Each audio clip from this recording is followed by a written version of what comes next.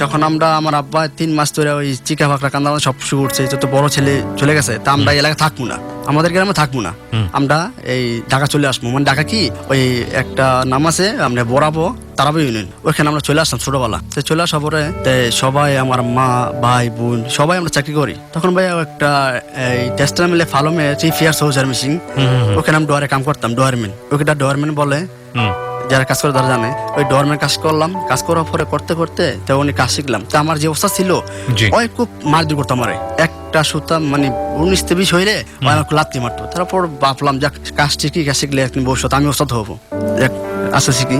তো শিখতে শিখতে তা 6 মাস পরে যখন আমাদের আব্বার লগে আমার আব্বাই প্রায় 1-1.5 লাখ টাকা দিয়া উনি একটা মিল করলো, এই সময় একটা এই যে রাইস মিল করলো। তা ওই ফাঁকদা তখন আমি আবার দোকানে চলে যাই, দোকানে মোটামুটি ভালো কাজ শিখে বেলাইছি, ধান ভাঙাটা মশলা ভাঙাটা মোটামুটি ঠিক আছে। আমাদের দোকানে আমি যখন মোটামুটি ভালো কাম করি আস্তে আস্তে আস্তে আস্তে, তা আমার যে মাঝারো ভাই আলামিন ছিল, ওই তো আবার এই কাজ করতো ফালো মিশিং এর, তো আমার সাথে আবার দোকান চলে আসলো। আমরা 2 ভাই কি করলাম, একসাথে কাজ করলাম। তো কিভাবে ভাই ওই সময় আমি ধূমপান একদম টোটালি খাইতাম না, দিয়ে আমার সাথে তুলমুল খাইতো, তার আমি বলতাম ভাই একটু ফারাক গিয়ে খান, আমার সামনে খাইবেন না। আমি সিগারেট আমি ধোয়া একদম পছন্দ করতাম না তখন। তাই এগুলা যখন আমি বাসাতে আসা যাওয়া করতাম। হ্যাঁ, আপনি আপনার নামটা বলে প্রশ্নটা করুন। আমার নাম মিরাজ। আমরা 3 জনই আলাপ করলাম, আলাপ করে দেখলাম আসলে গল্পটা খুব বেশি খাপ খাচ্ছে না। তো আমার মনে হয় এখানে SMS পোলে যাওয়া যেতে পারে। যেহেতু আপনারা 3 জনই SMS পোলের আহ্বান জানিয়েছেন, okay, I am calling SMS poll from the listeners. যারা শুনছেন তারা কি মনে করেন, এই গল্পটি কন্টিনিউ করতে দেওয়া উচিত কিনা ভোট করুন আমাদেরকে। ভোট করার নিয়ম হচ্ছে প্রথমে লিখবেন ABC স্পেস ইয়েস অথবা নো, এরপর পাঠিয়ে দেবেন 2221 নম্বরে। আমি আবারও বলছি, এরপর পাঠিয়ে দেবেন 2221 নম্বরে। Let's continue the story. তারপর পরে তখন একটা আমার বন্ধু হলো বুঝতো, তাই এই মেয়েটারে আমি ভালো করতে পারি না। তাই আমি বললাম কেন, কয় মেয়েটা একদিক দিয়ে টাকার অভাব দিক দিয়ে মনে হয় একটু সমস্যা আছে, আমার সাথে ধরা দেয় না, তো তোর নাম্বার দিলাম তুই ট্রাই করে দেখ। তাই আমি বললাম আরে এটা ব্যাপার হইলো তুই দি। তাই নাম্বারটা নিলাম, নেওয়ার পরে 4-5 দিন কথা বললাম, ওর সাথে সবকিছু বললাম। তাই তোমার যা কিছু লাগে এমনিতে বললাম, তোমার যেটা কিছু লাগে আমার তো শেয়ার করবা, তোমার যেটা প্রয়োজন আমি তোমার দিব। এই মেয়েটাকে বললেন? হ্যাঁ, এমনি মেয়েকে বললাম। তা মেয়ে আমার কথা শুন না ওই খুব মুক্ত হয়ে গেল গা, অথবা আমার সাথে মিক্স হয়ে গেল গা। তাই বললো হ্যাঁ আমি কালকে আসবো। আমি ঠিক আছে তুমি কালকে আসো। কিন্তু ওর সাথে আমার শারীরিক কথা বলা হয়েছিল, শুধু আমি একা করবো, কিন্তু আমার যে বন্ধু আমি যাদের বলিনি। তো ওই মেয়েকে নিলাম, নেওয়ার পরে আমার বাসায় নাই, আমার এই যে বন্ধু যার যে নাম্বারটাকে আমার দিল, ওই আমার সাথে দিল, কয় ঠিক আছে আমি দিয়ে নিতে। পরে যখন নিয়ে আসলাম, যখন কয় ওই কি, আমি কই আমার বন্ধু লাগে, কয় তে উনি, আমি কই ওই আমার সাথে থাকবো, কয় না এটা সম্ভব না। আমি কই আরে বাবা ওর তো বাসা, আমার তো বাসা না। তে না আমি চুপটা করি, তারপরে ওরা খুব ম্যানেজ করি, ঠিক আছে। তা 1-2 দিন 3 দিন আমরা করি। মেয়েরা অনেক কষ্ট পাইলো, কয় আপনি আমার এই যে কষ্ট দিলেন এটা আপনার পরে বুঝবেন, আমরা ওষুধ দিলে একদিন আপনার কষ্ট পাইবেন, একদিন আপনার কষ্ট পাইবেন। যদি আমার আপনি মেয়েটাকে জিম্মি করলেন? হ্যাঁ জিম্মি করলাম, ওর মেয়েটাকে টাকার ওসিলায়। তাই আমি ওরা তারপর টাকা দিয়েছি, 2000 টাকা দিয়েছি। আমি বললাম তুমি যদি কোনো সমস্যা হয় আমার বললো, কয় আর জীবনে আপনার সাথে ফোন দিব, এই আজকেই শেষ, আমার সম্পর্ক আজকে আমার শেষ। তা আপনি খুব ভালো জানতাম, ভাই হিসাব জানতাম, তাই আপনি আমার এই কাজ করলেন, তাই আমি খুব কষ্ট পাইলাম। তাই বাস চলে গেল। তাই আমি ফোন থেকে আমি দোকানে আস্তে আস্তে যেমন আমার আব্বার প্রচুর কষ্টের টাকা, আমি আস্তে আস্তে দোকান চলে যাইতাম, দোকানটা ওইখানে ঘুরতাম। তা মেয়েদের পিছিয়ে ওই মেয়েদের নাম্বার দিয়ে ফোন দিয়ে কথা বলতাম। মানে আমার কথা হলো কি, মেয়েদের ওই যখন থেকে আমার একটা লুপ লেগে গেল, মেয়েদের প্রতি একটা আকর্ষণ লেগে গেল। ওকে প্রিয় শ্রোতা, SMS পোলের রেজাল্ট আমাদের হাতে চলে এসছে। চলুন আমরা কম্পিউটারাইজড পদ্ধতিতে জেনে নেই SMS পোলের রেজাল্ট কি।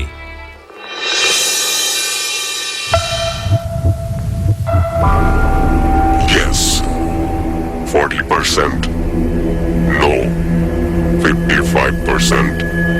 No comments, 5%.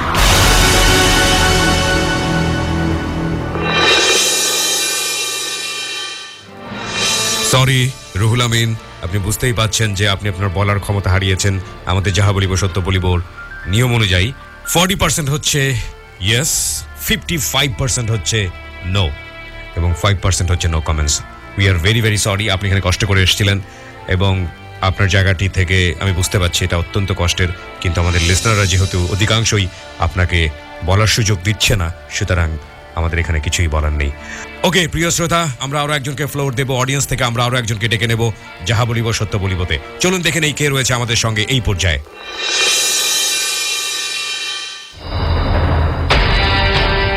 ধন্যবাদ কিবরিয়া। যাহা বলিব সত্য বলিবতে আজ দ্বিতীয় অতিথি হিসাবে উপস্থিত হয়েছেন মাহবুব। মাহবুবের বর্তমান বয়স 22 বছর। মাহবুব গরিব মানুষকে সাহায্য করতে ভালোবাসেন। মাহবুবের প্রিয় মানুষ তার মা, আর প্রিয় খাবার বিরিয়ানি। মাহবুব কেন আজ যাহা বলিব সত্য বলিবতে তা জানতে চলে যাচ্ছি কিবরিয়ার কাছে।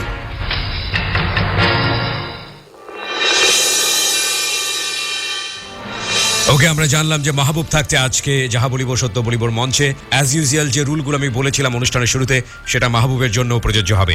মাহবুব, একেবারে শুরুতেই আমরা ব্যাকগ্রাউন্ড থেকে শুরু করতে চাই, যে কারণে আজকে আপনি নিজে অপরাধী, যে কারণে আজকে আপনি যাহা বলিব সত্য বলিবর মঞ্চে। ওকে, লেটস বিগিন দ্য স্টোরি। বলুন, একেবারে শৈশব থেকেই শুরু করুন। একেবারে ছোটবেলা থেকে, আমার জন্মের আগে থেকেই বলি জি। যে আমার জন্মের আগে আমার বাবা আমার মাকে নিয়ে আর কি পারিবারিক সমস্যার কারণে গ্রামের বাড়ি সিলেট বলে দিই প্রথমে। গ্রামের বাড়ি সিলেট আপনাদের? জি, আমাদের গ্রামের বাড়ি সিলেট। তো পারিবারিক সমস্যার কারণে ওখান থেকে হয়তো কোনো ঝগড়াঝাটির কোনো কিছু সৃষ্টির কারণে ওখান থেকে নিয়ে আসা পরে মতিঝিলে, ওখানে তখন বস্তি ছিল যে বাংলাদেশ ব্যাংকের সামনে, ওখানে রাখার পরে ওখানে আমার জন্ম হয়। পরে বাবা সত্যি বলতে অতটা ভালো ছিল না, কেয়ার করতো না কোনো। তারপরে ওইখান থেকে মোটামুটি একটু 1 বছর হইব ওই সময় ওখান থেকে নিয়ে যায় নারায়ণগঞ্জ রাইখা, ওই জায়গা থেকে রাইখা চলে আসে, কোনো কেউ ছিল না। কয় ভাই বোন ছিলেন আপনারা সে সময়? আমরা 3 বোন, আর ভাই বলতে আমি একাই, আর সবার ছোট। সবার ছোট আপনি, আপনার বড় 3টা বোন আছে? জি। আচ্ছা, সবাইকে নিয়ে ওখানে নারায়ণগঞ্জ রাইখা চলে আসা। নারায়ণগঞ্জে কার কাছে রেখে আসলো? কেউ কাছে না, শুধু একটা বাসা ভাড়া করছে, আর কিছু না। বাসা ভাড়া করে ওখানে রেখে চলে আসলো? চলে আসছে। এটা আপনি শুনেছেন পরবর্তীতে? জি, তখন আমি ছোট একেবারে। কেন রেখে আসলো কেন এভাবে? স্বভাব বলতে উনি এরকমই, কেয়ার জিনিসটা আমার ভিতরে নাই। আচ্ছা, তারপর ওখান থেকে হয়তোবা মানুষের দয়া মায়া এভাবেই চলতেছিল। মাকে একটা কাজ দিল, এক জায়গায় রান্না বাড়া করার কাজ। তারপর একটা আমার যে বড় বোন ছিল তাকে সিলেটে পাঠিয়ে দেওয়া হয়। তো ওইখানে থাকতো। চাচা ছিল, চাচাটা আমার মনে হয় আমি যদি আমার বাবার গর্ভে জন্ম না হয়ে যদি আমার চাচার গর্ভে জন্ম হতো, হয়তোবা আমার লাইফটা ইচ্ছাইতো বেটার হতো। ওকে। চাচা খুবই ভালো ছিল, আর ভালো বলতে গেলে অনেক, এখন পর্যন্ত ভালো। তো এতটা ভালো ছিল। তো ওনার কাছে রাইখে আসার পরে আমার যে মেজো বোন, উনি তখন ছোট, নিজের থেকে এত কষ্ট, আসলে একবেলা খাইলে আর একবেলা খাওয়া যায় না, এমন অবস্থা। তারপর যখন সবাই, বোন যখন কাজ করতেছে, মাও একটা কাজ করতেছে, মোটামুটি তখন থাকার মতো একটু ব্যবস্থা হইলো। সবাই জি, সবাই সাহায্য করতেছে, একটু একটু বড় হইতেছি। তারপরে হঠাৎ করে আমার আব্বুর আবির্ভাব, কোথা থেকে আসছে বলতে পারি না। ওকে। তখন অবশ্য আব্বুকে চিনি, ঠিক মতোই চিনি, দেখলেও চিনি, বুঝি আব্বু এটা। আসার পরে আছে না যে এতদিন পর আসলাম, দুঃখিত, সরি, এরকম কোনো ছিল না। আসলে তো আসলাম, কিছু বললে চলে যাবে, এরকম কোনো কেয়ারই ছিল না। তারপরে আমার বোন, তারপরে যে বোন, বড় বোন, একেবারে বড় বোন, যে মানে সিলেট থেকে নারায়ণগঞ্জ নিয়ে আসলো আম্মু। আনার পর প্রথম যখন আনলো দুলাভাই আর কি, আমার যে দুলাভাই দেখে পছন্দ করছে। পছন্দ করার পর দিয়ে বললো ইয়ার কাছে বাসায়, আব্বু রাজি হইলো, বাট আম্মু রাজি হইলো না। তারপরে দুলাভাই একটু ছিল অন্য টাইপ, ক্যাটার টাইপ। দুলাভাই ওখানকারই, নারায়ণগঞ্জের স্থানীয়। ওকে। ওখানে হইলো, ইয়ের বোনের বিয়ে হলো, বড় বোনের বিয়ে হওয়ার পরে ওখান থেকে আমরা অন্য বাসায় চলে আসছি, শিফট করছি। শিফট করার পরে ক্লাস 3-তে পড়ার সময় আমার পড়ালেখা বন্ধ। এর ভিতরে মেজো বোন বিদেশ যাওয়ার জন্য কথা উঠলো যে না, এভাবে তো আসলে চলতেছে না। আবার এর মাঝখানে আবার আব্বুর দেখা নাই, আব্বু কই গেল হঠাৎ করে, কোনো নাই, খবর কোনো কিছুই নাই। তো বলতেছে তাহলে কাজ করি, অনেক দেনা করে মেজো বোনটা পাঠিয়ে দেওয়া হইলো বিদেশ, লেবানন। ফার্স্ট টাইম যখন ওই যে লেবানন যুদ্ধ হওয়ার আগ দিয়ে, আসলে এমন অবস্থা হচ্ছে যে খাওয়ার কোনো ছিল না, কোনো খাওয়ার ব্যবস্থা ছিল না। তো বলতেছে তোর কাজে লাগাই দিই। তখন ক্লাস 3-তে পড়ি। ফাইনাল পরীক্ষা দেওয়ার পরে বলতেছে যে ওকে কাজে লাগাই দেওয়া হোক। ওকে, হাফ প্যান্ট পরা আর একটা গেঞ্জি পরা, হাতে 2 বাটি নিয়ে তখন নয়ামিটি কাজে আসতাম। ওকে। ঐশ্বরীর মধ্যে পোশাক যেগুলো বানানো না, সেন্টু গেঞ্জি বা টি শার্ট, এগুলোর মধ্যে। ওখানে আস্তে আস্তে ওখানে একটার পর একটা কাজ করতেছি। তারপরে আস্তে আস্তে কাজ শেখার পর তো দেখতাম যে সিনিয়র বাইরে ছিল ফ্যাক্টরি, তারা অনেক প্রেম করতো। আর পিয়ন হিসেবে আমাকে কাজ করাইতো, সত্যি বলতে। যেমন তখন তো আসলে ওরকম বুঝতাম না, ওনার খাবারটা আমি পাস করতাম বা ওনার খাবারটা একজনকে দিয়ে আসতাম, এরকম কিছু করতাম। আর ফার্স্ট টাইম যেটা হলো, হুঁশিয়ারিগুলি যেরকম থাকে, একটা ছোট একটা রুম থাকে, ওগুলোর মধ্যে 4-5টা মেশিন নিয়ে লোকাল যে পোশাকগুলি সেগুলি বানানো হয়। তো আমার কি বললো যে তখন রাত্র বাজে, যেহেতু তখন ডিউটি চলতো, সকাল 9টা বাজে যাইতাম, 10টা বাজে আসতাম, রাত 10টা, একটানা কাজ করতে হইতো। তো তখন 9:30 মতো বাজে, বলতেছে যে তোদের ছুটি, তোরা যা, সব যা। যাওয়ার পরে উনি বলতেছে তুই থাক, তুই দরজার সামনে দেখ কেউ আসে কিনা। আর একটা মেয়ে ছিল, তো ওনার সাথে উনি ভিতরে, বাইরে দাঁড়িয়ে আছি। তো ভাবলাম দেখি কি করে। তো যেটা দেখলাম, দেখার পর আর কি নিজে নিজে বিশ্বাস করতে পারতেছি না, ওরকম ভাবে বুঝতেছিলাম না। ওকে, পরের দিন যেমন বলতেছি ভাইয়া যে তোমরা কি করছো, বললো কি করছি, এমন এমন দেখলাম আমি যে তোমারও নাই কাপড় নাই, ওরও কাপড় নাই, ঠিক আছে, কয় একবার চট্ট না তুমি একটা থাপ্পড় তুমি। তখন বয়স কত আপনার? বয়স ক্লাস 3 থেকে মাত্র কাজে গেছি। ওকে ওকে, মানে ক্লাস মানে পড়াশোনা ছেড়ে দিয়েছেন নাকি? ক্লাস 3 থেকে পরীক্ষা দেওয়ার পর কাজ, পড়ালেখা তো ছেড়েই দেওয়া হইলো কাজে যাওয়ার ওকে সময়। ওকে, তো বলার পরে বলতেছে যা বলছো কেউ বলবি না, ঠিক আছে। তো 5টা টাকা দেওয়ার পরে আমি তো পুরো মহা খুশি। ওকে, আসলে তো এরকম যদি হয় তো ভালোই। তো আমি চিন্তা করলাম, পরে দেখি পাশের যে হুঁশিয়ারিটা থাকে ওটার ভিতরে একই কাজ কিছুদিন পর। তো আমি চিন্তা করলাম, প্রথম যখন ভাই বলছিল ওই ভাই বলার কারণে 5 টাকা দিয়েছে, তো মনে এই ভাইও দিব 5 টাকা। তার কারণে ওনার কাছে গিয়ে বলছি ভাই কালকে তো দেখলাম আপনার এই মনে মন, তো বলছে যে কেউ বলিস না কিন্তু যা তুই কিছু হোক, ওখান থেকে কেউ বলিস না। তারপরে উনি আর টাকা দেন, আমি বলতে চান ভাই তোর টাকা না দিলে বলে দিন, বলছে যে না ভাই বলিস না, তোর আমি মনের সময় মজা খাও, এরকম কিছু বলার কারণে আর বলি নাই। আস্তে আস্তে কাজ শিখতেছিলাম, কাজটা শিখে গার্মেন্টসের কাজ, ওখান থেকে হুঁশিয়ারির কাজ শিখে ওখান থেকে গার্মেন্টসে আসলাম। যেহেতু আমি সবার ছোট ছিলাম, আর হুঁশিয়ারির মধ্যে যারা থাকে অনেক বড় বড় অপারেটর, সবার অনেক আদরের। আমি ছোটোর কারণে আবার ছোট অল্প বয়সে কাজ শিখে ফেলাইছি। তো কি কাজ শিখলেন? প্লেন মেশিনে, ওকে, যার কারণে সবাই অনেক আদর করত। তখন ফার্স্ট যখন এই কাজ করি একটা বেতনের ঢুকি একটা অপারেটর হিসাবে, হ্যাঁ। যে গার্মেন্টসে ঢোকার পরে যাওয়ার পরে একটা মেয়ে ফার্স্ট টাইম হিসাবে বলতেছে আর কি, একটা মাল দেখাই দিতেছেন, আসলে আপনি যে কাজটা করতেছেন এটা তো হইব না। মেয়ে এসে দেখে দিচ্ছে আপনাকে? হ্যাঁ, একটা মেয়ে এসে বলতেছে ওই সাথে অপারেটরই, তো বলতেছে আসলে এইভাবে যে করতেছেন আপনার তো এই কাজটা হইব না। তো বললাম তো কিভাবে, দেখা দেওয়ার পরে তো আমি আবার কতক্ষণ পরে গেলাম, শীতের দিন ছিল তো, গিয়ে বলতেছি যেহেতু গার্মেন্টস, তো সব গিয়ে বলতেছি যেন একটা একটু ক্রিম দেওয়া যায়, ঠোঁট ফেটে ছিল তো, মানে দেখছিলাম যে উনি ক্রিম দিতেছে। ওকে, তো বলার পরে বলে হ্যাঁ দেওয়া যাবে, সমস্যা নেই। তুমি দিল ড্রয়ার থেকে বের করে দেওয়ার পরে আস্তে আস্তে জানতে পারলাম ওনার নাম তিন্নি। মেয়েটার নাম তিন্নি? হ্যাঁ, ওকে, তিন্নি। তো তিন্নির সাথে মোটামুটি ভালো ক্লোজ, তো অনেক কথা বলতো আমার সাথে, আর ওকে অনেক পছন্দ করতো 2টা ছেলে আচ্ছা, ফ্যাক্টরিতে। ওকে আপনার বয়সী ছিল? হ্যাঁ, আমার বয়সী ছিল। তো বলার পরে 2টা ছেলে খুব পছন্দ করতো ওকে। তো ও আমার সাথে অনেক বেশি কথা বলার কারণে ওই ছেলে 2টার ফলো করে আর কি আমাকে দেখে কেমন যেন একটা অনেক ধরনের কথা বলতো। নিচে নামার পর ছুটির পর বলতে চাই, আয়শা বলতেছে তিনি সাথে কি কথা বললি। এই কে বলছে এটা? এটা ফ্যাক্টরি একটা ছেলে ছিল। আচ্ছা, তো বলতেছে তিনি সাথে কি কথা বললি, কাজের ক্ষেত্রে তো কত কথাই হয়, তো কোনটা বলছি ঠিক বুঝতে পারতেছি না। বলতেছে যে দেখলাম হাত আর কি হাসতেছে তোর সাথে, কি বললো। তো বললাম যে কি ধরনের হয়তো কোনো একটা কথা নিয়ে হাসছে, আসলে আমার ওরকম মনে নেই কি বলছে। আচ্ছা, বলার পরে তো ঠাস করে এক চর, কোনো কথা নেই বলতে। এই ছেলেটা চর মারলো? চর মারার পর বললাম যে আসলে ভাই ভুল হয়েছে আপনার, আপনি যেটা করতেছেন এটা ঠিক না। আমি আসলে মেয়েটার সাথে কোনো সম্পর্ক কোনো কিছুই নাই, তো হয়তো বা আসলে আমার ভালো ব্যবহারের কারণে ওরা কিছু বলে নাই। আচ্ছা, নেক্সট ডে পরের দিন রাত্রে আরেকটা ছেলে যেটার কথা বলছিলাম, তো ও ধরছে, ও ধরে বলতেছে নিতাইগঞ্জের মোড়ের ভিতরে, তো নিতাইগঞ্জ ধরে বলতেছে কি রে তুই তিন সাথে তো কি কথা বলছিস। অলরেডি কিন্তু আমি ও এক চর খাই আর তোর সাথে কথা বলি না, তারা ইগনোর করতেছি যে দেখেন আপনি আমার সাথে কথা বলেন না। তো বলার পরে আমি বলছি দেখেন অলরেডি আমি একটা চর খাইছি একজনের কাছ থেকে, তো যার কারণে আমি ওনার সাথে কথা বলি না। আসলে আমি সত্যি ওনার সাথে কোনো বাজে কোনো কথা বা এরকম কোনো কথা বলি না। তো বলার পরে বলতেছে কে দিছে চল, তো আমি ওই ছেলেটার নাম বললাম। নাম বলার পরে বলতেছে ডানগাল দিছে না রে, বললাম হ্যাঁ কে, ঠাস করে আরেকটা চর বারগালে দিবে। ওহো, ঠিক আছে, এটা আপনি কার সাথে শেয়ার করছিলেন? ওইটা আরেকটা ছেলে ছিল, 2টা ছেলে ওকে পছন্দ করতো। মানে যারা ওকে পছন্দ করতো তারা সবাই আপনার সঙ্গে এরকম ব্যবহার করতেছে, তাই তো? 2জন করতে, কারণ আমি আসলে হয়েছে কি যে ফ্যাক্টরির মধ্যে হয়তো একে হয়তো ছোট আর কাজ ভালো বাড়ি প্লাস এটা সেই ফ্যাক্টরির মধ্যে সবচেয়ে সুন্দর ছিল তিন্নি, যার কারণে তিন্নিকে সবাই পছন্দ করতো। 2টা ছেলে ওকে ভালোবাসতো।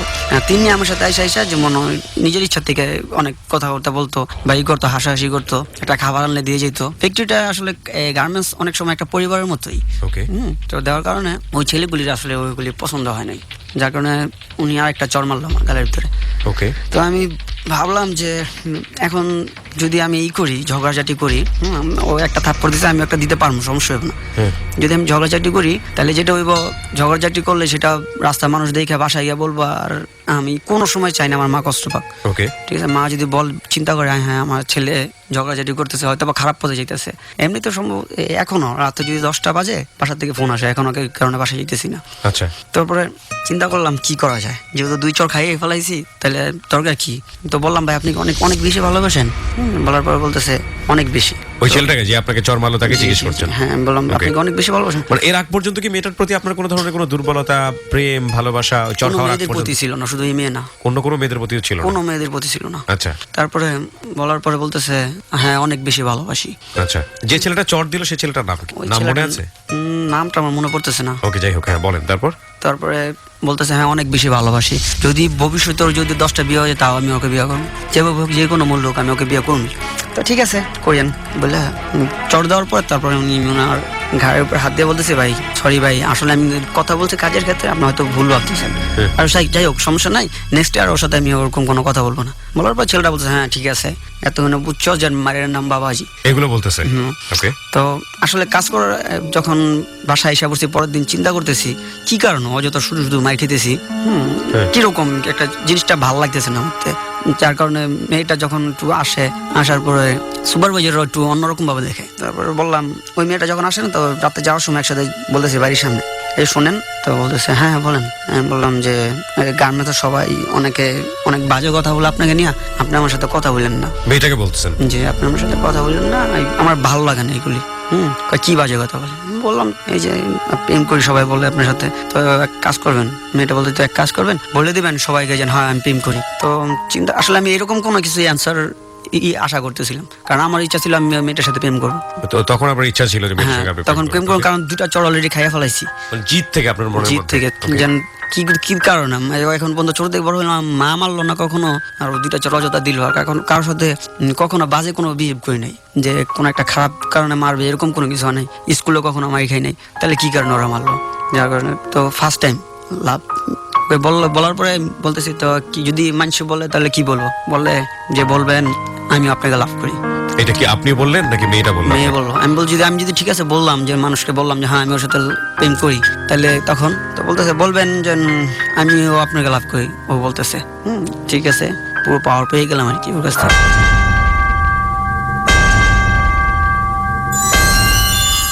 প্রিয় শ্রোতা, আমরা এই জায়গাটায় ছোট্ট একটা বিরতি নিতে চাই। আপনারা সবাই শুনছেন রয়্যাল টাইগার ড্রিঙ্ক প্রেজেন্টস যাহা বলিব সত্য বলিব এবিসি রেডিও FM 89.2 এ। আমি মাত্র 4 মিনিটের ছোট্ট একটা বিরতি নেব। আর আজকের এই অতিথিকে যদি আপনারা দেখতে চান চলে আসতে পারেন আমাদের ফেসবুক পেজে। ফেসবুকের ঠিকানা www.facebook.com/kibria.rj। আমি আবারও বলছি www.facebook.com/kebria.rj। পেজটি আছে RJ Kibria নামে। And please like this page. প্রিয় শ্রোতা, আমার সঙ্গে যোগাযোগ করতে পারেন আমার ওয়েবসাইটটির মাধ্যমে। আমার ওয়েবসাইটটি হচ্ছে www.rj-kebria.com। That is www.rj-kebria.com, rjkibria.com। That is basically my photography website. এখানে লেটস টক নামে একটা সেকশন আছে, ওখানে গিয়ে আপনি আমাকে মেইল করলে আমি অবশ্যই আপনার মেইলটি পাবো। যারা কনফেস করতে চান কিংবা যারা চিঠি লিখে নিজের জীবনের ভুল স্বীকার করতে চান, এখানে আসতে পারেন না, আসা সম্ভব হয় না, কিংবা আসতে আপনি সংকোচ বোধ করেন, তারা চাইলে আমাকে ওখানে মেইলও করতে পারবেন। www.rj-kebria, that is rjkibria.com। ফিরে আসছি ঠিক 4 মিনিট পর।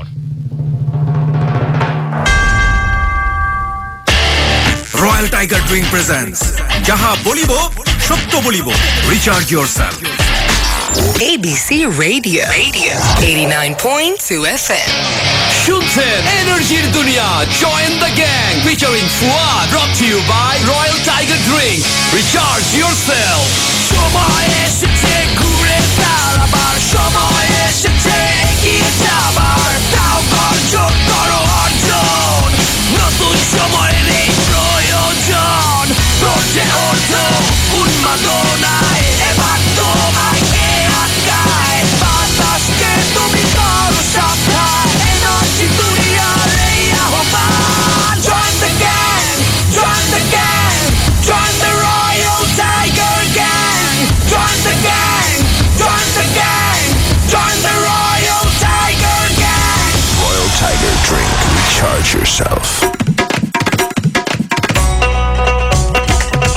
বন্ধুরা, বৈশাখ চলে এসেছে, শুরু হচ্ছে আরেকটা নতুন বছর। তো কার কি প্ল্যান? আমি তো প্ল্যান করে ফেলেছি, সবাইকে নিয়ে ঘুরবো, সেলফি তুলবো, মজার মজার খাওয়া দাওয়া করবো, আর নববর্ষে অনেক কেনাকাটাও তো করতে হবে। সবার জন্য শাড়ি, পাঞ্জাবি, মিষ্টি, টুকিটাকি জিনিস তো আছেই। সব থেকে দারুণ ব্যাপারটা হলো, প্রত্যেকবারের মতো এইবারও নববর্ষে কেনাকাটার পেমেন্ট বিকাশ করলেই পাবো 20% পর্যন্ত ক্যাশব্যাক। এবার আড়ং, লোটো, সেইলার, স্বপ্ন, দারাজ সহ 48টি ব্র্যান্ডের দেশব্যাপী 642টি দোকানে 20% পর্যন্ত ক্যাশব্যাক পাওয়া যাচ্ছে। আরো জানতে কল 16247 নম্বরে অথবা visit bikash.com।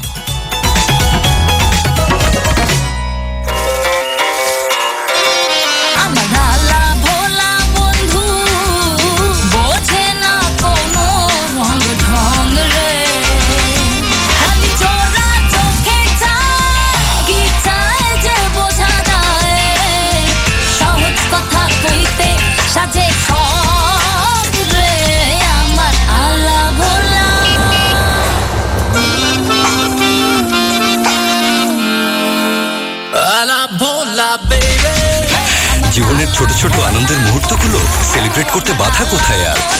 Colours Cola, colour your life. আমরা সবাই আছি জীবনের কাছাকাছি, সুন্দর আগামীটা গড়বে।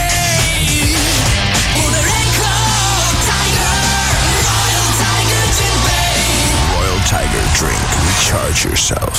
জাগো বাঙালি নতুন ডিলের আনন্দে দারাজ বৈশাখী মেলা হবে 30 মার্চ থেকে 14 এপ্রিল। প্রতিদিন নতুন নতুন সারপ্রাইজ, 70% ছাড়ে কেনাকাটা জমবে দারাজে। ভিজিট করো daraz.com.bd। শুনছেন এনার্জির দুনিয়া, join the gang featuring Fuad, brought to you by royal tiger drink, recharge yourself. সময় এসেছে ঘুরে দাঁড়াবার, সময় এসেছে এগিয়ে যাবার, তাও অর্জন করো অর্জন, নতুন সময়ের এই প্রয়োজন। প্রজে ওঠো উন্মাদনায়, এবার তোমায় কে আটকায়? বাতাসকে তুমি করো সাবধান, এনার্জি দুনিয়ার এই আহ্বান। Join the gang, join the gang, join the Royal Tiger Gang. Join the gang, join the gang, join the Royal Tiger Gang. Royal Tiger drink, recharge yourself. Let's do some dug-duggy. Dolbe mathe giye, let's do some dug-duggy. Char chakka chora chori, let's do some dug-duggy. Ek haath pranjira pani, onno haath dug-duggy. Dug-dug-dug-dug-duggy, dug-dug-dug-dug-duggy. Ek haath pranjira pani. একটু জিরান, প্রাণ জিরা পানি খান। প্রাণ জিরা পানি, একটু জিরান।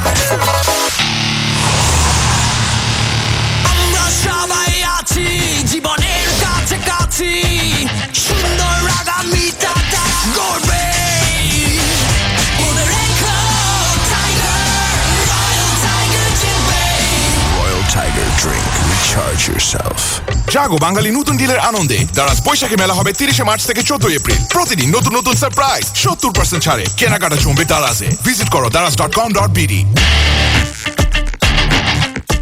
Royal Tiger জয় করেছে বিশ্ববাজার। যুক্তরাজ্য ও সৌদি আরব সহ 21টি দেশ, 3টি মহাদেশের 40 কোটি ভোক্তার প্রিয় পানীয়। মনে রেখো, রয়্যাল টাইগার জিতবেই, সুন্দর আগামীটা তারা গড়বেই। Royal tiger drink, recharge yourself. You're listening to ABC Radio 89.2 FM. Royal tiger drink presents যাহা বলিব সত্য বলিব, রিচার্জ ইয়োরসেলফ।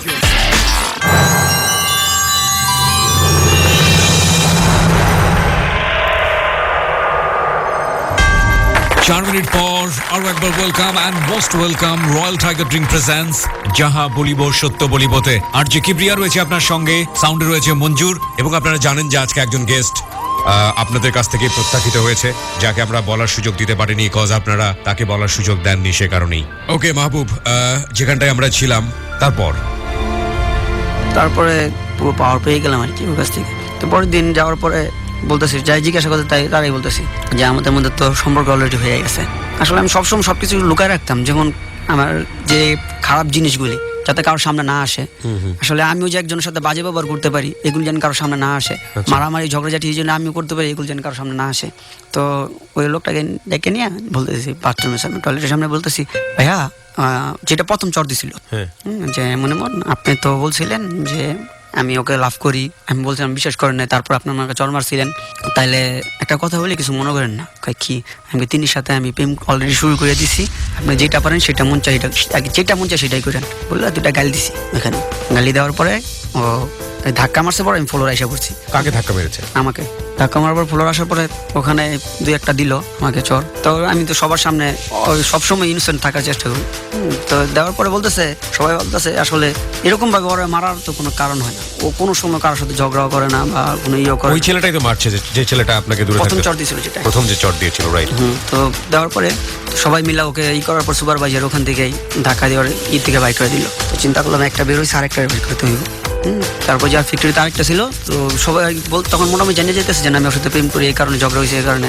পরের দিন গার্মেন্টসের যে টুকরাগুলি থাকে না, এত বড় একটা টুকরা, এক টুকরা নিয়ে মুখটা বাঁধছি। আপনি? জি। কেন? বলতেছি গার্মেন্টসের নিচে নামছি, নিচে নামার ছুটির পর মুখটা বাঁধছি এতটুকু।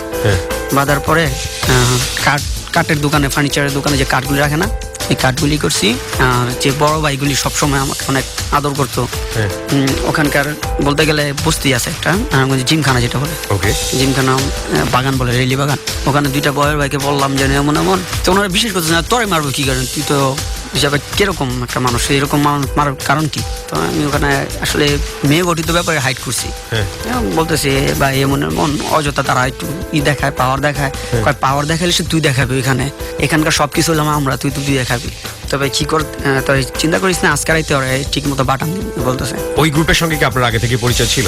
একটুর সাথে গার্মেন্টসে কাজ করে না, তো ওনারা গার্মেন্টসেই কাজ করে। আপনি ভাও করলেন, যেটাকে বলে? না, আসলে ভাও বলতে গেলে ওনারা অনেক আদর করে, যার কারণে আমি ওনাদের কাছে নালিশ করলাম বলতে গেলে। তো আমি ভাবছিলাম যে হয়তো বা ওনারা কি মারবো টারবো, বলতেছে যে নিজের জিত নিজে সবসময় মজা হবে।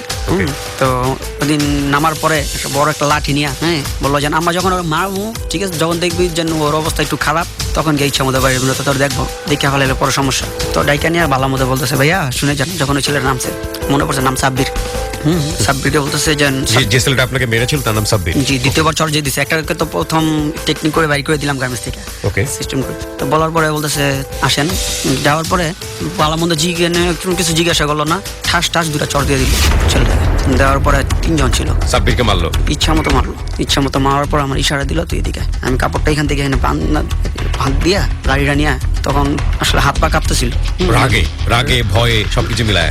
রাগ কখনো ছিল না, রাগ জিনিসটা আর হিংসা জিনিসটা আমার ভিতরে খুব কম। তাহলে কি ভয়, মানে ভয় ফার্স্ট টাইম ছিল, তো আসলে কাউকে মারা, আসলে চর দেওয়াটা জিনিস আমার জন্য ফার্স্ট টাইম ছিল। তো দিয়া চোখরা বুঝছে বিসমিল্লাহ করে একটা দিলাম, ঠিক আছে, পাহাড়ের মধ্যে একটা দেওয়ার পর পড়ে গেছে, কি করে পড়ে গেছে, আরেকটা দিছে হাতের ভিতরে। তো চিন্তা করলাম ভাই আনাফা যথেষ্ট আর দরকার নেই, ওখান থেকে আইসা বসছি। তারপরে ওই দুজন ওখান থেকে বাইরে এসে তিনি সাথে সম্পর্ক চলতেছে। একদিন তিনি বলতেছে যে এই ধরনের আর কি কথা চলছে, বুঝলো না যে এই কাজটা আপনি করলেন না, এই ধরনের নিজের ইয়েও আসবো না যে আমি এই ধরনের কাজ করতে পারি। তাহলে কে মারলো তাকে? কারণ ছাড়া তো নিশ্চয়ই পরিচিত জনেরাই মেরেছে, ছেলেটা তো বোঝা উচিত ছিল। ছেলেটা বোঝার উচিত ছিল, হয়তো অন্য কেউ মারছে, কারণ ওর কাজে ছিল এরকম মানুষের সাথে ঝগড়া। ওকে, তার মানে পায়ে পাড়া দেওয়া ঝগড়া। আর আমার যদি আমার কল্পনা চিন্তা করতে পারবো না আমি মারছি ওকে, কারণ আপনি ওই ধরনের ছিলেন না। ওকে, কখনো কেউ বলতে পারবো না এরকম, এই কারণে কল্পনার বাইরে আসবো না যে আমি ওকে মারছি। যেহেতু যেদিন ও আমাকে থাপ্পড় দিয়েছিল, ওখান থেকে আমি ওর কাঁধে হাত দিয়ে বলছিলাম যে ভাই আর আমি ওর কিছু করবো না। Okay, it's a very unique strategy. তারপরে ওখান থেকে করার পরে, যেহেতু বড় ভাইদের আগে শুনতাম ফোনে বাজে কথা বলতো, তো ওর সাথেও কথা বলতাম আমি।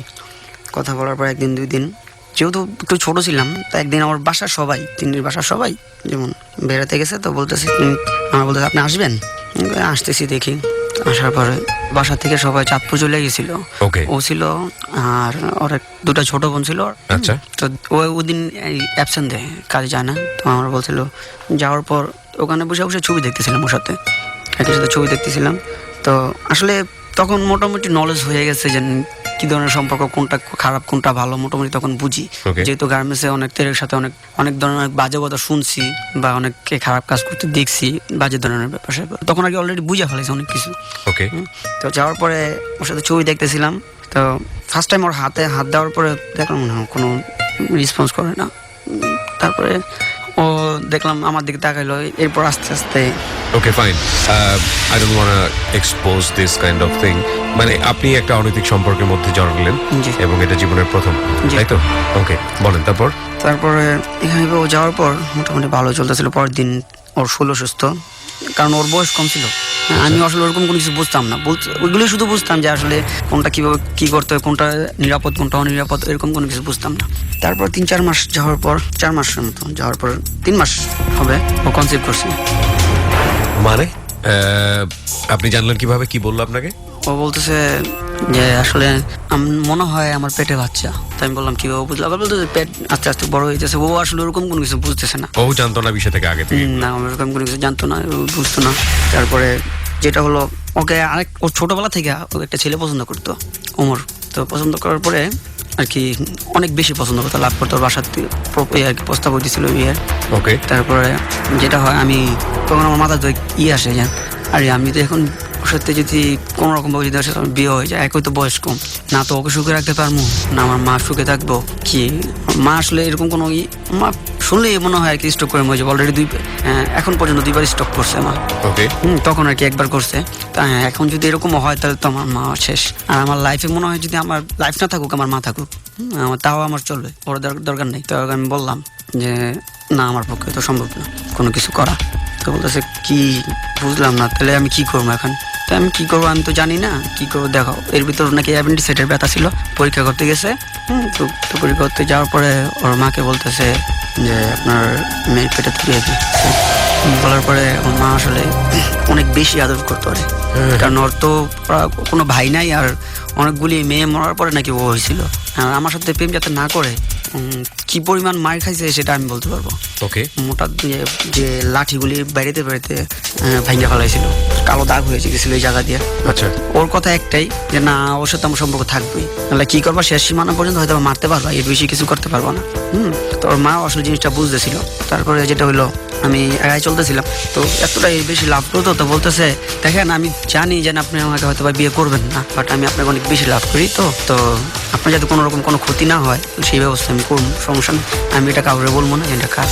তারপরে ওর মা বলার পরে ওর নানি দুজনে মিলে নার্সিংহোমে গিয়ে অ্যাবর্শন করানোর পরে আসলে সম্ভবত ওর মা ওটা জানতো না, যেহেতু তখন ফারুক আর পিছনে খুব বেশি ছিল। ওকে। এরপরে যেমন যেটা হয়, ফারুককে ওমর বাসায় দেয়, বিয়ের প্রস্তাব দেয়। ফারুকে বিয়ের প্রস্তাব দেয়? হ্যাঁ। তো ওই সময়টাতে তিনি কি বলছিল?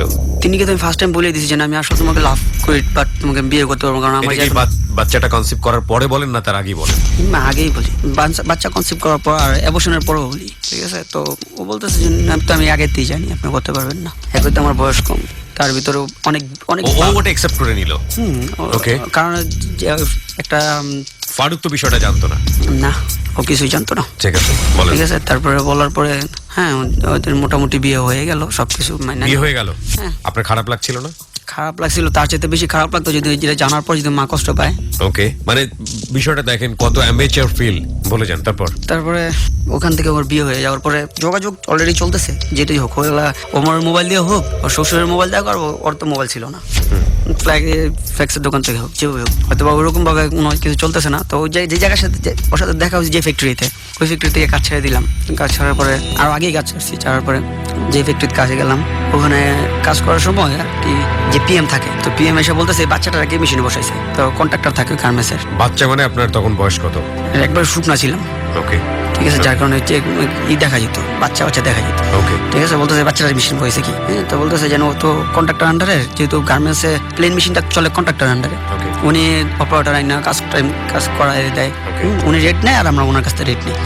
তারপরে বলার পরে বলতেছে যে ও তো আসলে এমন ওনার অপারেটর। গার্মেন্টস সম্পর্কে কিছু বলবে যে গার্মেন্টসে বেশিরভাগ মেয়েরা আসে নিম্নবিত্ত পরিবারের মেয়েরা, যারা অনেক গরিব, এই ধরনের মেয়েরা। আর কমপ্লেন্স গার্মেন্টস যেখানে, সেখানে হচ্ছে আপনার 18 বছরের নিচে যে কোনো লোক নেওয়া হয় না। তো নারায়ণগঞ্জে এরকমও আছে যে 11 বছরের একটা ছেলে মেয়েও কাজ করতে পারতেছে, এরকম গার্মেন্টসের অভাব নেই। বাইরে আসলে কি করে, ওগুলোকে যে কার্টুনের ভিতরে ঢুকাইতে দেয়, বা বাইরের যে সিঁড়ি থাকে ওই সিঁড়ি দেওয়া ওই দিনের জন্য ছুটি দিয়ে দেয়, যার কারণে বুঝার কোনো কারণ আসলে বাইরের থেকে কেউ বুঝতে পারবো না। বাইরে আছে এখানে ছোট চাইল্ড লেবার যেগুলো বলে, সেখানে কাজ করতে পারে। তো আমার পিএম বলতেছিল যে ছোট বাচ্চাটাকে কে নিল, তো কন্ট্রাক্টর বলছে যে না ও আসলে কাজে অনেক চালু। তো দেখলো যে না আসলে কাজে চালু প্লাস কাজে ভালো, তারপরে কিছু বললো না। তো ওখানে মেশিনে হেল্পারি করতে দেওয়া হইলো একটা মেয়েকে, নাম মাহিনুর। আচ্ছা, ওর সাথে কথা বলতে বলতেছিলাম, তো আরেকটা মেয়ে এসে বলতেছে না রে মাহিনুর, তো কাজটা ঠিক ভালোই করছোস, হ্যাঁ অবশেষে একটা বলদ নিয়ে নিছিস। এটা কে এসে কাকে বলছে? মানে আপনাকে তো বলকটা বলছে? জি আমাকে বলতেছে। আচ্ছা। বলতেছে কারণ আসলে আমি 8-10টা ছেলের মতো ওরকম ভাবে পারতেছি না, পারি বাট ওরকম কোনো কিছু করি না, কারণ সবাই হয়তো বা একটু হাতাহাতি বা একটু মজা করে সবার সাথে, আমি একটু একটু একটু মগা টাইপই থাকি। আসলে এটা আমার মগা বলতে মগা না, এটা একটা ভাব নিয়ে থাকি আমি আর কি। আচ্ছা। এটা একটা নিয়ে রাখি যাতে কেউ না বুঝতে পারে, মানে সবাই আপনাকে সহজ সরল ভাববে। হ্যাঁ সহজ সরল ভাবে, ঠিক এরকমই। ওকে। তো বলতেছেন একটা দিন তো চড় দেবো, আসলে ওনার সাথে এমনি কাজে বসা হিসেবে সুপারভাইজারে, এর বেশি কিছু না। তো মেয়েটা যাওয়ার পরে বলতেছে কিছু মনে করছেন? না মনে করার মতো তো কিছু বলে নাই। তো আপনার কাছে মনে করার মতো কিছু মনে হইলো না যে না এই ধরনের কথা বললো? তো বললাম না ওরকম কোনো কিছু মনে হলো না। তো চিন্তা করলাম তখন আর কি খুব খারাপ লাগতেছিল এই কারণে, তিনের কারণে। তো একজন বলতেছে যে পাশে মেশিনে বলতেছে এক প্রেম বলতে হইলে আরেক প্রেম করণ লাগে, আমার বলতেছে না, তারা বলতেছে। এই ওরা জেনে গিয়েছিল যে আপনি একটা প্রেমে? না তাহলে আরেক গার্মেন্টস একটা ওনাদের কথাটা আমার কানে আসলো, ঠিক আছে, ওনার দুজন কথা বলতেছে, তো ওই আচ্ছা, কথাটা যে এক প্রেম বলতে গেলে আরেক প্রেম করতে হয়।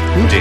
তো চিন্তা করলাম যাক এটাও তো বেশ ভালোই দেখতে, মেয়েটা সুন্দর বরিশালের মেয়ে। তো নিজে থেকে প্রপোজ করে বলছে, মেয়েটা পুরো একদম হতবাক, আসলে কে কি বলতে। মানে প্রপোজটা আপনি কেন করলেন, কিভাবে করলেন? এটা প্ল্যানিং এর তো প্রয়োজন থাকে। কোনো প্ল্যানিং ছিল না, আচ্ছা, জাস্ট না ওইখানে ওই সময় ওই কথা শোনার পরে বলতেছি যে মাহিনুর আপনি প্রেম করেন কারোর সাথে? বলতেছে জি না।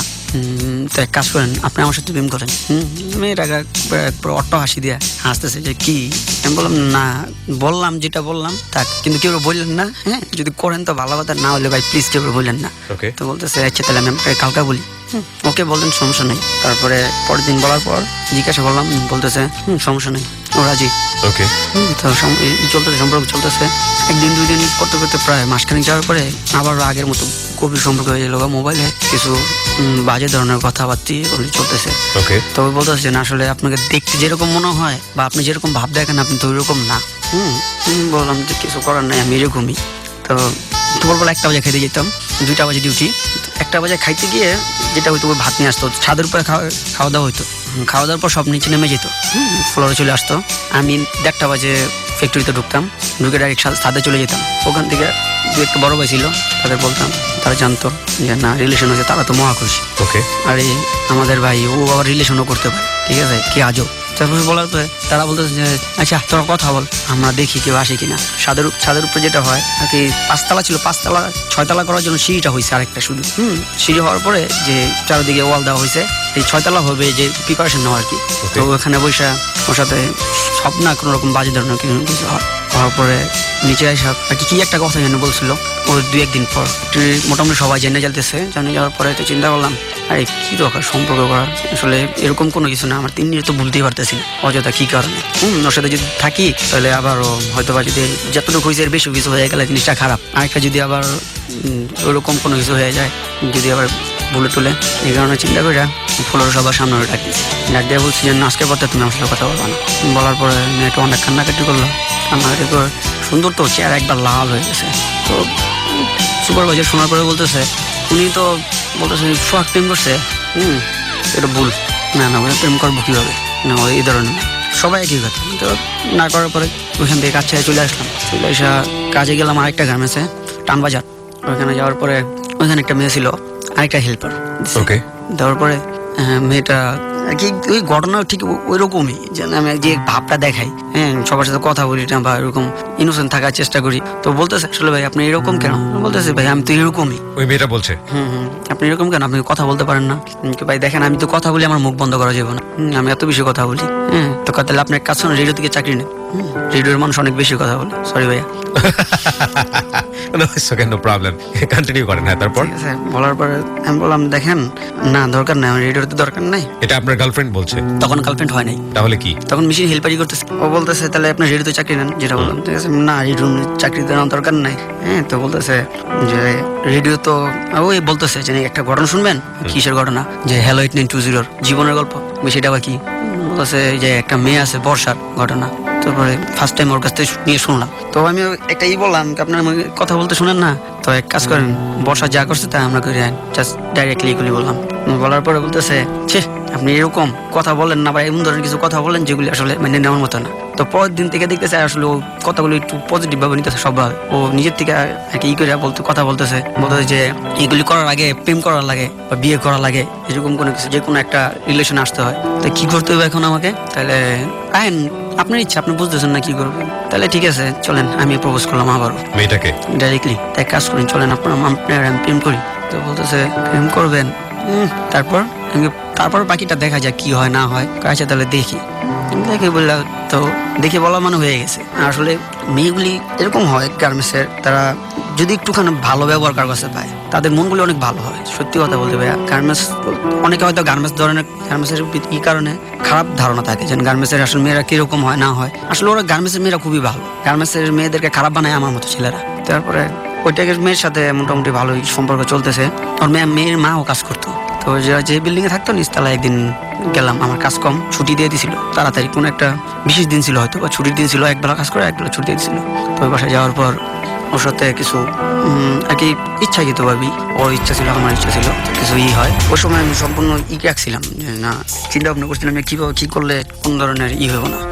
ঠিক আছে। তারপরে ওখানে করার পরে সবাই বলতেছে, তখন সবাই তো শুনতেছি যে আসলে একজন বলতেছে যে ফেসবুকে আইডি খুলছি কি নামে, লেডি কিলার নামে। তারপরে কেউ বলতেছে যে লাভার বয়, এটা সেইটা। তো বললাম এগুলি কি, লেডি কিলার মানে কি? বলতেছে আসলে দেখ এতগুলি মেয়ের সাথে প্রেম করতেছে, এটাই তো এনজয়, হ্যাঁ এটাই তো জীবনের মজা। আর কোনো কিছু বিচার পাইল না ওরা, এগুলি বলে জীবনের মত। এই কারণে চিন্তা করি যেমন শোন, লাইফে তুই তো কিছু শিখলি না জীবনে, তখন আমি মনে চিন্তা যে দেখ তোরা যা তোর চাইতে একটু বেশি আমি, হয়তো বা তোরা আমার চিনস না বা আমি ওরকম ভাবে থাকি না। তো বলতেছে দেখ লাইফে প্রেম করবে একটার পর একটা, গার্মেন্টস একটার পর একটা প্রেম করবি, এটাই লোকে মেন, সময়টা পাস করবি। আমি বলতেছি অলরেডি মোটামুটি চলতেছে 2-3টা, আর তুই কাছে একটা প্রেম করুন না, একটার পর একটা চলতেছি। তারপর ওইটারও মেয়েটারও মোটামুটি করার পরে মেয়েটার না করে দিলাম, একদম খারাপ।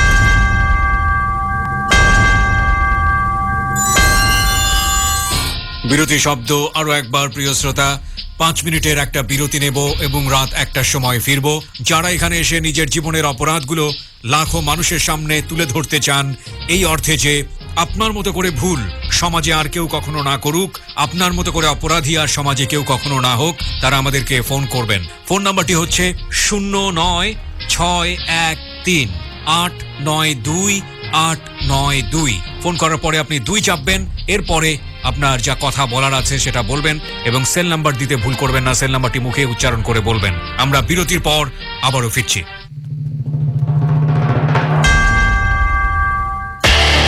রয়্যাল টাইগার ড্রিঙ্ক প্রেজেন্টস যাহা বলিব সত্য বলিব, recharge yourself. 89.2 FM। Royal Tiger জয় করেছে বিশ্ববাজার। যুক্তরাজ্য ও সৌদি আরব সহ 21টি দেশ, 3টি মহাদেশের 40 কোটি ভোক্তার প্রিয় পানীয়। মনে রেখো, রয়্যাল টাইগার জিতবে, সুন্দর আগামীটা তারা গড়বেই। Royal tiger drink, recharge yourself. আমরা সবাই আছি জীবনের কাছাকাছি, সুন্দর আগামীটা তারা গড়বে।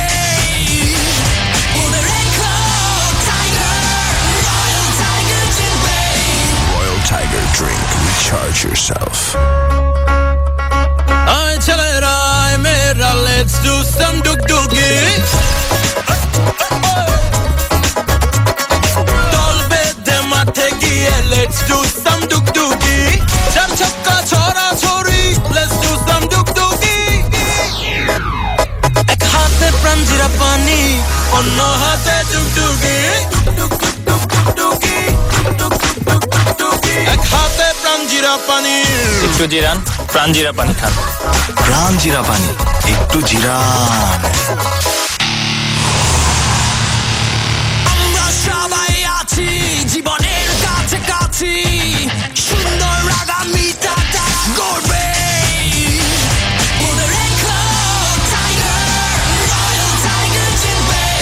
Royal Tiger drink, recharge yourself. শুনছেন এনার্জির দুনিয়া, join the gang featuring Fuad, brought to you by Royal Tiger Drink, recharge yourself.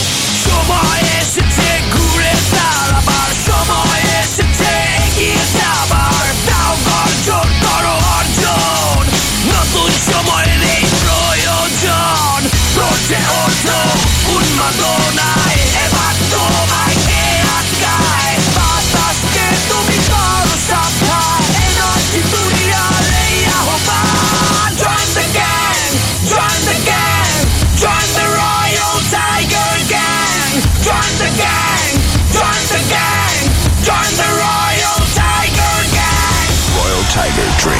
Recharge yourself. আমার আলা ভোলা বন্ধু বোঝে না কোনো রঙ ঢং রে, খালি চোরা চোখে চায় কি চায় যে বোঝা যায়, সহজ কথা কইতে সাজে সব রে আমার আলা ভোলা।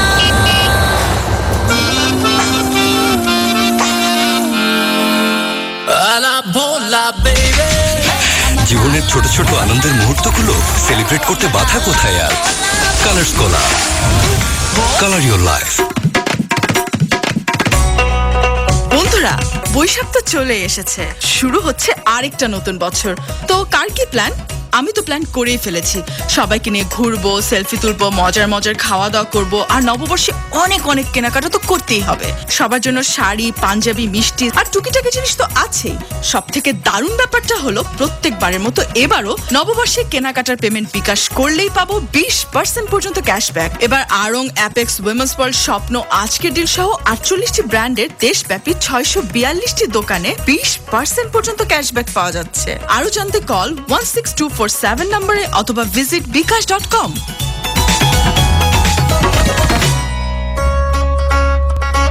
Ay chalera, ay mera, let's do some dug-duggy. Dolbe de mathe giye, let's do some dug-duggy. Char chapka chora chori, let's do some dug-duggy. Ek hate pranjira pani, onno hate dug-duggy. Ek hate pranjira pani. একটু জিরান, প্রাণ জিরা পানি খান। প্রাণ জিরা পানি, একটু জিরান। Royal Tiger জয় করেছে বিশ্ববাজার। যুক্তরাজ্য ও সৌদি আরব সহ 21টি দেশ, 3টি মহাদেশের 40 কোটি ভোক্তার প্রিয় পানীয়। মনে রেখো, রয়্যাল টাইগার জিতবেই, সুন্দর আগামীটা তারা গড়বেই। Royal tiger drink, recharge yourself.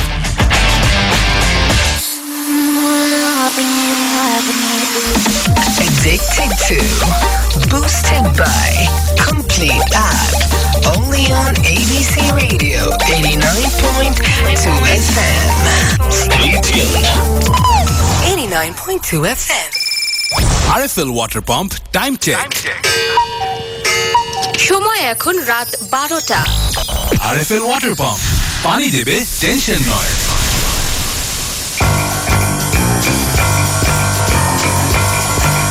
Bishon impossible to tune out of ABC Radio FM 89.2. 'Cause that's how we do it.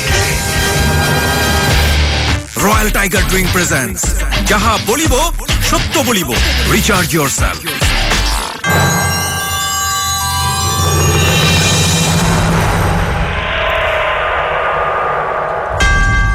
প্রিয় শ্রোতা, সময় হচ্ছে রাত 12টা। আপনারা শুনছেন রয়্যাল টাইগার ড্রিঙ্ক প্রেজেন্টস যাহা বলিব সত্য বলিব, এবিসি রেডিও FM 89.2-তে। আমরা আবারও ফিরছি মাহবুবের কাছে। মাহবুব, তারপরে যখন মেয়েটা ফোর্স করলো যে আপনি করেন, যে আপনার বাসা থেকে করেন, তখন আমার মাথায় আবার একটা জিনিস কাজ করলো, যদি এখন যদি আমি বিয়ে শাদী করি তাহলে তো মা কি হইব, যদি আমার মার আবার একটা সংসার চালাইতে তো অনেক কষ্ট করতে হয়। আর এখন তো আর আমার কেউই নাই, তখন 3 বোন বিয়ে হয়ে গেছে অলরেডি, এখন তো আর কেউই নাই। মার তো আমি চালাই, সংসার সব তো আমার চলে। এখন যদি আমি এই বিয়েটা করি, করার পর 3 জন যদি একটুখানি যদি কষ্টের কারণে যদি মারা যদি কোনো কিছু যদি দিয়ে না পারি, মারা যে এখন যেটা একদম পুরো 4টা দিয়ে রাখতেছি, 5টা দিয়ে রাখতেছি, তখন যদি এটা না পারি হয়তো বা একটু হইতেই পারে, বা দেখি যে আশেপাশে যেটা হয় বিয়ের পর ঝগড়াঝাটি হয়, মার সাথে থাকতে দেয় না, তখন তো এটা মেনে নিতে পারবো না। ঠিক আছে, অযথা বিয়ে করে একটা সংসার নষ্ট করবো। হ্যাঁ, আবার শুনতেছি 90% বিয়ে নাকি টিকে না গার্মেন্টসে, যেটা হয়। আবার বিয়ে করলে কি যেন বলে কাবিন বলে, তো কাবিনের নাকি টাকা লাগে এতগুলি, আমি এত টাকা পাবো। হ্যাঁ, এই কারণে চিন্তা ভাবনা করে চিন্তা করলাম, না তুমি সরে যাও, ডিরেক্টলি বলে দিছি না, তো সম্ভব না। তো বলতেছে যে এরকম কিছু হইব না, আমি তো ওরকম না, ওরকম মেয়ে না। দেখো তুমি যেরকম মেয়ে হও, আমার পক্ষে সম্ভব না বিয়ে করা। তো মুখের উপরে খুব ভালো ধরনের কিছু উন্নত মানের গালি দিল, দেওয়ার পরে বুঝলাম উনি ভালো গালি দিতে পারে।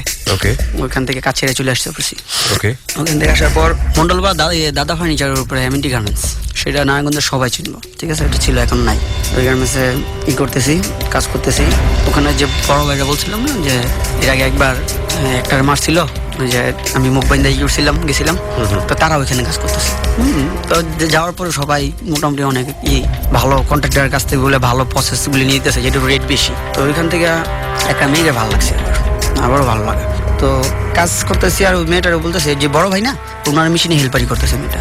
ওকে, তো মেশিনের সামনে যাই, তো মেয়েটা কোনো পাত্তাই দেয় না। হ্যাঁ, আমি বললাম কি বুঝলাম এখানে কি এইভাবে কাজ চলবো না নাকি, যে ভাব নেওয়া থাকি, হ্যাঁ এই কোনো মনে হয় না এই ইনোসেন্ট ভাব চলবো না এখানে। তো মেয়েটার সাথে আস্তে কথা বলতে কোনো পাত্তা তো নাই।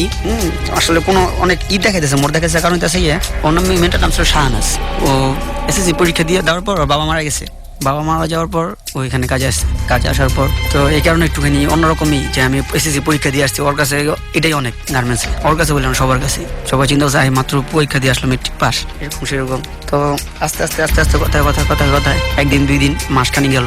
যাওয়ার পর বললাম, ডাইরেক্টলি বলে দিছি, আবার ভয় রাখতাম না, ডাইরেক্টলি বললাম যে শাহনাজ আপনাকে তো আমি পছন্দ করি, হ্যাঁ আপনি কি বলেন? বলবো যে আপনার এই পর্যন্ত কমসে কম 20 জন হইলো, মানে ওকে অফার করেছে। ওকে, বললাম 20 জনের চাইতে আমি একটু আলাদা করে দেখা যায়, এটা আপনি বললেন। তো বলতেছে যে কথা তো বদলে ভালোই পারেন দেখা যায়, তো সারাদিন এরকম অফ করে থাকেন কেন, কাজ করেন কোনো কথা নাই। বললাম দেখেন সব মানুষের একটা থাকে, সব এক এক ধরনের থাকে, তো আমি একটা মানুষের এক এক রকমের স্টাইল। হ্যাঁ আমি ঠিক এইরকমই। বলতেছে না আসলে আমি এদিকে কোনো এখনো ফোকাস করতেছি না, আমার এখানে কাজ করার কোনো ইচ্ছাও নাই, যেহেতু আমার বাবা কিছুদিন আগে মারা গেছে, আমি কিছুদিন পর আবার চলে যাবো, আমি আবার পড়ালেখা আমার স্টাডি আবার শুরু করবো। তো আপনার থেকে করার কোনো ইয়েই না। বললাম দেখেন আপনি তো পড়ালেখা শুরু করেন, তাতে সমস্যা কি, আমরা সম্পর্ক চালাই থাকলাম। তো বলতেছে কেমনে, এটা কিভাবে সম্ভব, আমি তো আমার গ্রামের বাড়ি চলে যাবো। শাহনাজ বলতেছে গ্রামের বাড়ি চলে যাবো, আমি দেখি কি করা যায়, এখনকার যুগে কোনো কিছু আছে নাকি অসম্ভব। তো আচ্ছা ভাইবে চিন্তা দেখি, না কোনো রেসপন্স নাই, 1 সপ্তাহ চলে গেল। তারপর আস্তে আস্তে আসলে ও হয়তো বা দুর্বল হয়ে গেছে, বলার পরে দেখে ও নিজে থেকে কথা বলতেছে আমার সাথে। ও যখন কথা না বলে আসলে চিন্তা করলাম যে না, কথা যখন বলে না দরকার নেই এত নিজের থেকে বেশি কথা বলতে গেলে হয়তো আবার মানুষ বলবো যে কি ও তো আবার কথা বলতে পারে, ও আমার আগের জিনিসটা থাকবো না। তো দেখলাম না কিছুদিন কথা না বলার কারণে নিজের দিকে কথা বলে, তো ওর সাথে কথাবার্তা চলতেছে, খুবই ভালো ধরনের সম্পর্ক চলতেছে। আসলে ওকে আমার খুব ভালো লাগতো, বাট সব কিছু মিলে আমার সবসময় মাথায় একটা জিনিসই কাজ করতো, সেটা হচ্ছে তিন্নির ব্যাপারটা। তিন্নির ব্যাপার বলতে তিন্নি আসলে যতই লাভ করতাম, বাট মনে হইতো যে না, যে ভালোবাসা যে জায়গাটা শুধু ওকে দিচ্ছে আর কাউকে না। এটা তো তিন্নির বিয়ে হয়ে গেল, তখন আপনার ওই ফিলটা ছিল না, কিন্তু প্রথম ফিলিংসটা আপনার ওইভাবেই ছিল। আচ্ছা, বাট তিন্নির সাথে আমার সাথে কথা হতো ওই বিয়ে হওয়ার পরেও? হ্যাঁ, ও সবসময় কথা হতো, ওই ধরনের কোনো খারাপ কোনো কথা না, কোনো বাজে কোনো কথা না, কেমন আছি আমি কেমন আছি জাস্ট এতটুকু, কিভাবে সংসার চলতেছে এর বেশি কিছুই না। ওকে, তারপর ওই ওর সাথে কথাবার্তা চলার পর প্রেম টেম হয়ে গেল, ভালো মতো সম্পর্ক হয়ে গেল। হওয়ার পর বলতেছে দেখেন ফার্স্ট টাইম লাভ করলাম, আপনার সাথে আমার প্রেম চলতেছে। শাহনাজ বলতেছে এরকম কোনো কিছু করেন না যে কোনো আমি কষ্ট পাই বা এরকম কোনো কিছু হয়। বাট আপনার টার্গেটটা কি ছিল? ওই তো অনৈতিক সম্পর্ক করা? না, এরকম কোনো কিছু ছিল না, ওটা তো আসলে সম্পর্ক হয়ে যেত, বাট টার্গেট সবসময় ছিল যে তিন্নিকে কোনো রকম ভাবে ভুলা জানি, যখন তিন্নি ছিল তখন আমি আলটিমেটলি ওই যে কথাটা শুনলেন যে মানে একটা মেয়েকে ভুলতে হলে আরেকটা মেয়ের প্রেমে পড়তে হয়, এরপরে আপনি র্যান্ডমলি এই জিনিসটা করতেছেন। ওকে, বাট এগুলো নোট করবেন প্রিয় শ্রোতা, খুব সূক্ষ্ম জিনিস কিন্তু খুব ইম্পর্টেন্ট। হ্যাঁ, আসলে তিনি যখন ছিল লাইফে তখন বুঝতাম না যে ওর জায়গাটা কোন জায়গায়, তখন চিন্তা করতাম মাকে নিয়ে আসেন, আসলে যদি মা কি হয়ে বসতো করার পর। আর তিনি যখন গেল তখন আসলে চিন্তা করতেছেন তিনি ছাড়া অন্য কিছু ভালো লাগতেছিল না। তারপরে শাহনাজকে নিয়ে চিন্তা অনেক করার পরে কথাবার্তা হওয়ার পর শাহনাজ বলতেছে আমি তো গ্রামে চলে যাবো, তো তুমি কি বলো, তুমি আমার সাথে কথা বলবা? না, তোমার আমার সাথে আমি কথা বলবো না, কারণ তখন চিন্তা করে দেখলাম না আসলে ঘুরে ফিরে আমি যে কারণে আমি ওর সাথে রিলেশন করতেছি ওটা হইতেছে না, তো আমি তিন্নিকে কোনোভাবে বলতেছি না। যদি 1 সপ্তাহ যায় একটুখানি কম মনে পড়ে তখন আবার তিনি ফোন দিলে আবার আগের মতো হয়ে যায়। তারপরে শাহনাজ যখন দেশে চলে গেল গ্রামের বাড়ি যাওয়ার পর ওর স্টাডি শুরু হয় না, মামা বিয়ে ঠিক করলো, বিয়ে ঠিক করার পর ফোন দিল আমাকে, কি করবেন, যদি না হয় আমি কিন্তু আত্মহত্যা করবো। তখন আমি দুষ্টুমি করে বলছি তুই সুসাইড খাই বেশি করে, ঠিক আছে সুসাইড খাই কিভাবে, আমি আত্মহত্যা খাতে বাংলায় বলতেছি। এটা কাকে বলছেন? শাহনাজকে। ওকে, মজা করে বলতেছে, ও বলতেছে সত্যি সত্যি কিন্তু আমি আত্মহত্যা করবো। ওর অফার ও কি চাচ্ছিল? আমি ওকে বিয়ে করি। সম্পর্কে কতদিন পর? মাসখানিক পর। আচ্ছা, আপনাদের মধ্যে এই সময়টাতে কোনো ফিজিক্যাল কোনো কিছু ছিল না, শুধু ওর দিক থেকে লাভ ছিল? ওকে, আমার দিক থেকে আসলে আমি তো বললাম যেটা আমি তিন্নিকে বলতে চাই, যার কারণে আর তখন মনে একটু চিন্তা ছিল যে রাত ভোর আর কি আসলে মেয়েদের জীবন নষ্ট করার আর দরকার নেই, এই কারণে আর ওরকম ভাবে আগাই না। যদি আমি বলতাম তাহলে হয়তো শাহনাজের সাথে ওরকম কিছু হয়ে যেত। তারপর বলার পর আমি বলছি যে তুই আত্মহত্যা খা, ফাইলাম আত্মহত্যা করিস না, এরকম না বলে বলছে আত্মহত্যা খা। তো বলতেছে দেখে নিয়ে সত্যি সত্যি আত্মহত্যা কর। ঠিক আছে কর। পরের দিন ফোন দিয়েছে, তারপর ফোন থেকে বন্ধ হওয়ার পর পেতেছি না, কারণ ওর মাও তো তখন দেশে চলে গেছে গ্রামের বাড়িতে, ওকে নিয়ে চলে গেছে। তো ওখানে কাজ করতেছি মাসখানেক পর একটা ওর ফ্রেন্ড বলতে আর কি গ্রামের একজন মহিলা আসছে। ওকে, কাজে আসার পর বলতেছি খালা শাহনাজের কথা বলিনি, ওর আম্মু তো আসতেছে না আর কি। আমি কিভাবে আসবো, শাহনাজ মারা গেছে না, ও মনে হয় উনি আর আসবো না। কি বলে? শাহনাজ কিভাবে মারা গেল? তো বলতে পারি না, শাহনাজের নাকি বিয়ে ঠিক হয়েছিল, তারপরে কি বলে খেতে যে পয়জন যেটা বলে বিষ, ওই বিষ খাওয়ার পরে সদর হাসপাতাল নেওয়া হয়েছিল, পরে বাঁচা নেই। কি কারণে খাইছে? মনে হয় মার সাথে রাগারাগি করছে, বিয়ে ঠিক করছে হয়তো এই কারণে। তো চিন্তা করলাম না আসলে ঠিক হয় না, এটা যেটাও খারাপ হয়েছে অনেক। তারপরে এরকম করতে হয়তো অনেক দিন গেল, এটা আসলে নিজের সামলায় উঠতে পারতেছিলাম না, অসুস্থ নিজের থেকে আর কি ভাঙ্গা পড়ছিলাম যে একটা কি হইলো এটা। আমি ধীরে ধীরে আমি অনিচ্ছা সত্ত্বেও আমি আসলে খুনি হয়ে যেতেছিলাম নিজে যে মানুষকে আমি অনিচ্ছাকৃতভাবে হয়তো বা আমি কোনো না কোনো ভাবে এই মার্ডারের পিছনে আমি জড়িত, এরকম মনে হচ্ছিল ভিতর থেকে ফিল হইতেছিল। তো প্রথম একটা হয়েছিল যেটা হইতেছে একটা বেবি করা হয়েছিল, অপারেশন করা হয়েছিল, অবশ্যই এটা একটা মার্ডার। এই কারণে আমি চিন্তা করলাম যদি ওই সময় যদি তিন্নিকে হয়তো বা আমি সাপোর্ট করতাম হয়তো কোনো কিছু হয়তো বা ওই বেবিটা অপারেশন করা হইতো না। তারপর এখন যদি আমি শাহনাজকে যদি করতাম, ওকে মাইনা নিতাম, কোনো করতাম, তো হয়তো বা শাহনাজ হয়তো বেঁচে থাকতো। তারপরে লাইফে চলার পর তো কোনো এরকম একজন মানুষ পাইলাম না যারা বলতেছে যে তুই, যারা জানতো এই যে কাজ করতেছস, একটা মেয়ের সাথে রিলেশন করতেছস, সম্পর্কটা ভাঙ্গাইতেছস, এগুলো ঠিক না, এরকম বলার মতো একজন মানুষ পাইনি। কাঁধে হাত দিয়ে বলবো, বুঝাইতো যে না এগুলি করিস না, বা আমি যে একজনের কাছ থেকে নিজের করে বলবো যে না আমি এই ধরনের খারাপ কাজ করতেছি, এগুলো বলতে তো পারতাম না। হয়তো বা বললে যারা জানতো তারা বলে নাই, আর যারা বলবো তারা হয়তো জানে নাই। তারপরে ওখান থেকে কাজের অবস্থা খুব খারাপ ছিল, কারণ কাজ থাকে না, যেহেতু আমরা প্রোডাকশনে কাজ করি, চলতে সমস্যা হইতো। তারপরে কাজ কম কারণে আমি আবার ক্রিকেট খেলতে ভালোবাসতাম, আর ভালোবাসি এখন, ক্রিকেট খুব ভালো লাগে, যার কারণে ক্রিকেট খেলতে গেছিলাম এক জায়গায়। ক্রিকেট খেলতে যাওয়ার পর তো খেলতেছি, একটা বল এক বাড়ির গিয়ে পড়ে, গ্রিল থাকে, ওই গ্রিল দিয়ে ঘরের ভিতরে গিয়ে পড়ে। ওখানে বল আনতে গেছি, দেয় না, বাচ্চা আর কি যাদের সাথে খেলতেছি বল দেয় না। তো আমি যাওয়ার পর বলতেছে উনি যে মহিলাটা বেশ ভালো রকম ভাবে গালাগালি করতেছে, তো পিছনে দিকে একটা মেয়ে দাঁড়ানো, মেয়েটা মুচকি হাসতেছে। আমি বললাম হাসেন সমস্যা নাই, গালি দিতেছে, খাইতেছি আমি আর আপনি হাসতেছেন, ঠিক আছে। তো ওই মেয়েটার মা আবার বলতেছে আরো খুব ভালোভাবে উন্নত মানের গালি দিয়ে বলতেছে, ঠিক আছে, যে যা এখান থেকে বল দিব না। তারপরে ওখান থেকে চলে আসার পর পরের দিন দিয়ে মেয়েটা যাইতেছে, যাওয়ার পরে এই ওর সাথে দেখা কথাবার্তি দেখতাম আর কি, নিজের থেকে যে বলবো ওরকম, তখন ওই মেয়েটার প্রতি কি কারণ যেন সাহস পাইতেছিলাম না, ওই যে কয়েকটা ঘটনা ঘটে গেছে এই কারণে সাহস পাইতেছিলাম না, বাট ভালো লাগতেছিল মেয়েটার দিকে। কি করতাম আর একটা জিনিস কাজ করতো কি, যখন অনেকদিন তো একা ছিলাম, তখন কোনো রিলেশন ছিল না, তো যত ফ্রেন্ডরা ছিল সবাই একটা করে প্রেম করতেছে, আর মোবাইলে বিজি, ব্যস্ত তো আছি অলরেডি, পুরোপুরি ব্যস্ত। তো চিন্তা করলাম তাহলে যাক আরেকটা প্রেম করে ফেলে, এবার আর কোনো ইমো করবো না, কোনো মেয়েদের সাথে বাজে রিলেশনও করবো না, আর প্রেম না এই প্রেম করবো, বাস বিয়ে না করলেই তো হয়েছে। তারপরে চিন্তা করার পর ওই মেয়েটার সাথে প্রেম করলাম, মেয়েটার নাম ডাইরেক্টলি অফার করলি, ওর যে সাথে যে বান্ধবীর সাথে স্কুলে যেত না, ওই মেয়েটার বলাইছি, বলানোর পরে ওই মেয়েটা বলো তাহলে আমার লাভ। আরে ভাই ঠিক আছে, লাভ তো কি, দুইটা চকবার আইসক্রিম কিনে দিলাম, দেওয়ার পরে হয়তো মেয়েটা ওটাকে দিছে, তো বলতেছে যে হ্যাঁ রাজি হয়েছে পরে ওই মেয়ে ওদের বাড়ি ছাদে দেখা করতাম প্রায়।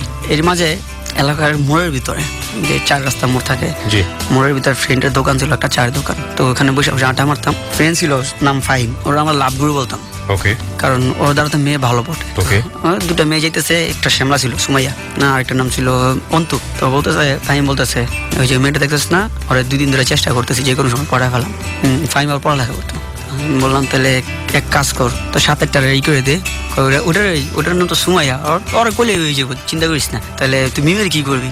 তুই মিমের কি করবো, দোনটা একসাথে চলুক, সমস্যা নাই, তো এক কাজ কর আয়। সাথে গেলাম, পিছনে ডাক দেওয়ার পর বলতেছে সুমাইয়া, বলছে জি এটা আমার বন্ধু, তো তোমার ফোন নাম্বারটা চাই। আছে আমার কোনো ফোন নাই, তাই ফোন নাই, সমস্যা নাই, ফোন ব্যবস্থা করে দেওয়া যাইব, আপাতত তুমি অন্তর নাম্বার থেকে কথা বলা পারবা?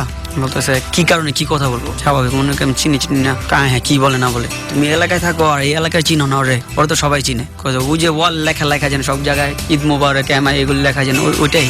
হ্যাঁ হ্যাঁ ওই তো ঠিক আছে, তাহলে যে এবার বৈশাখে আমাদের ওয়ালও লিখে দিয়েন আর আপনি নিজের নাম লিখে দিন, ঠিক আছে? শুভ নববর্ষ লিখে দিয়ে দিন। আস্তে আস্তে কথাবার্তা হইতেছে, নাম্বার দেয় না, কোনোভাবে নাম্বার দেয় না। মেয়েটার মা বিদেশ থাকতো, বাবা করতো ওয়ার্কশপ, নিজের ওয়ার্কশপ। ওকে। তো মানে কোনোভাবে নাম্বার দিতেছে না। আর তখন তো কাজ কম বললাম না, তো যার কারণে সময় বেশি পাইতাম। তো ওখানে গিয়ে সময় দিতাম। এখানে মিম, আর দেখা গেছে একটু দূরে মিমেদের বাড়ি আর এখানে হলো সুমাইদের বাড়ি, মাঝখানে দাঁড়াইলে দণ্ডা হয়ে যেত। চিন্তা করুন অবস্থা। ওকে।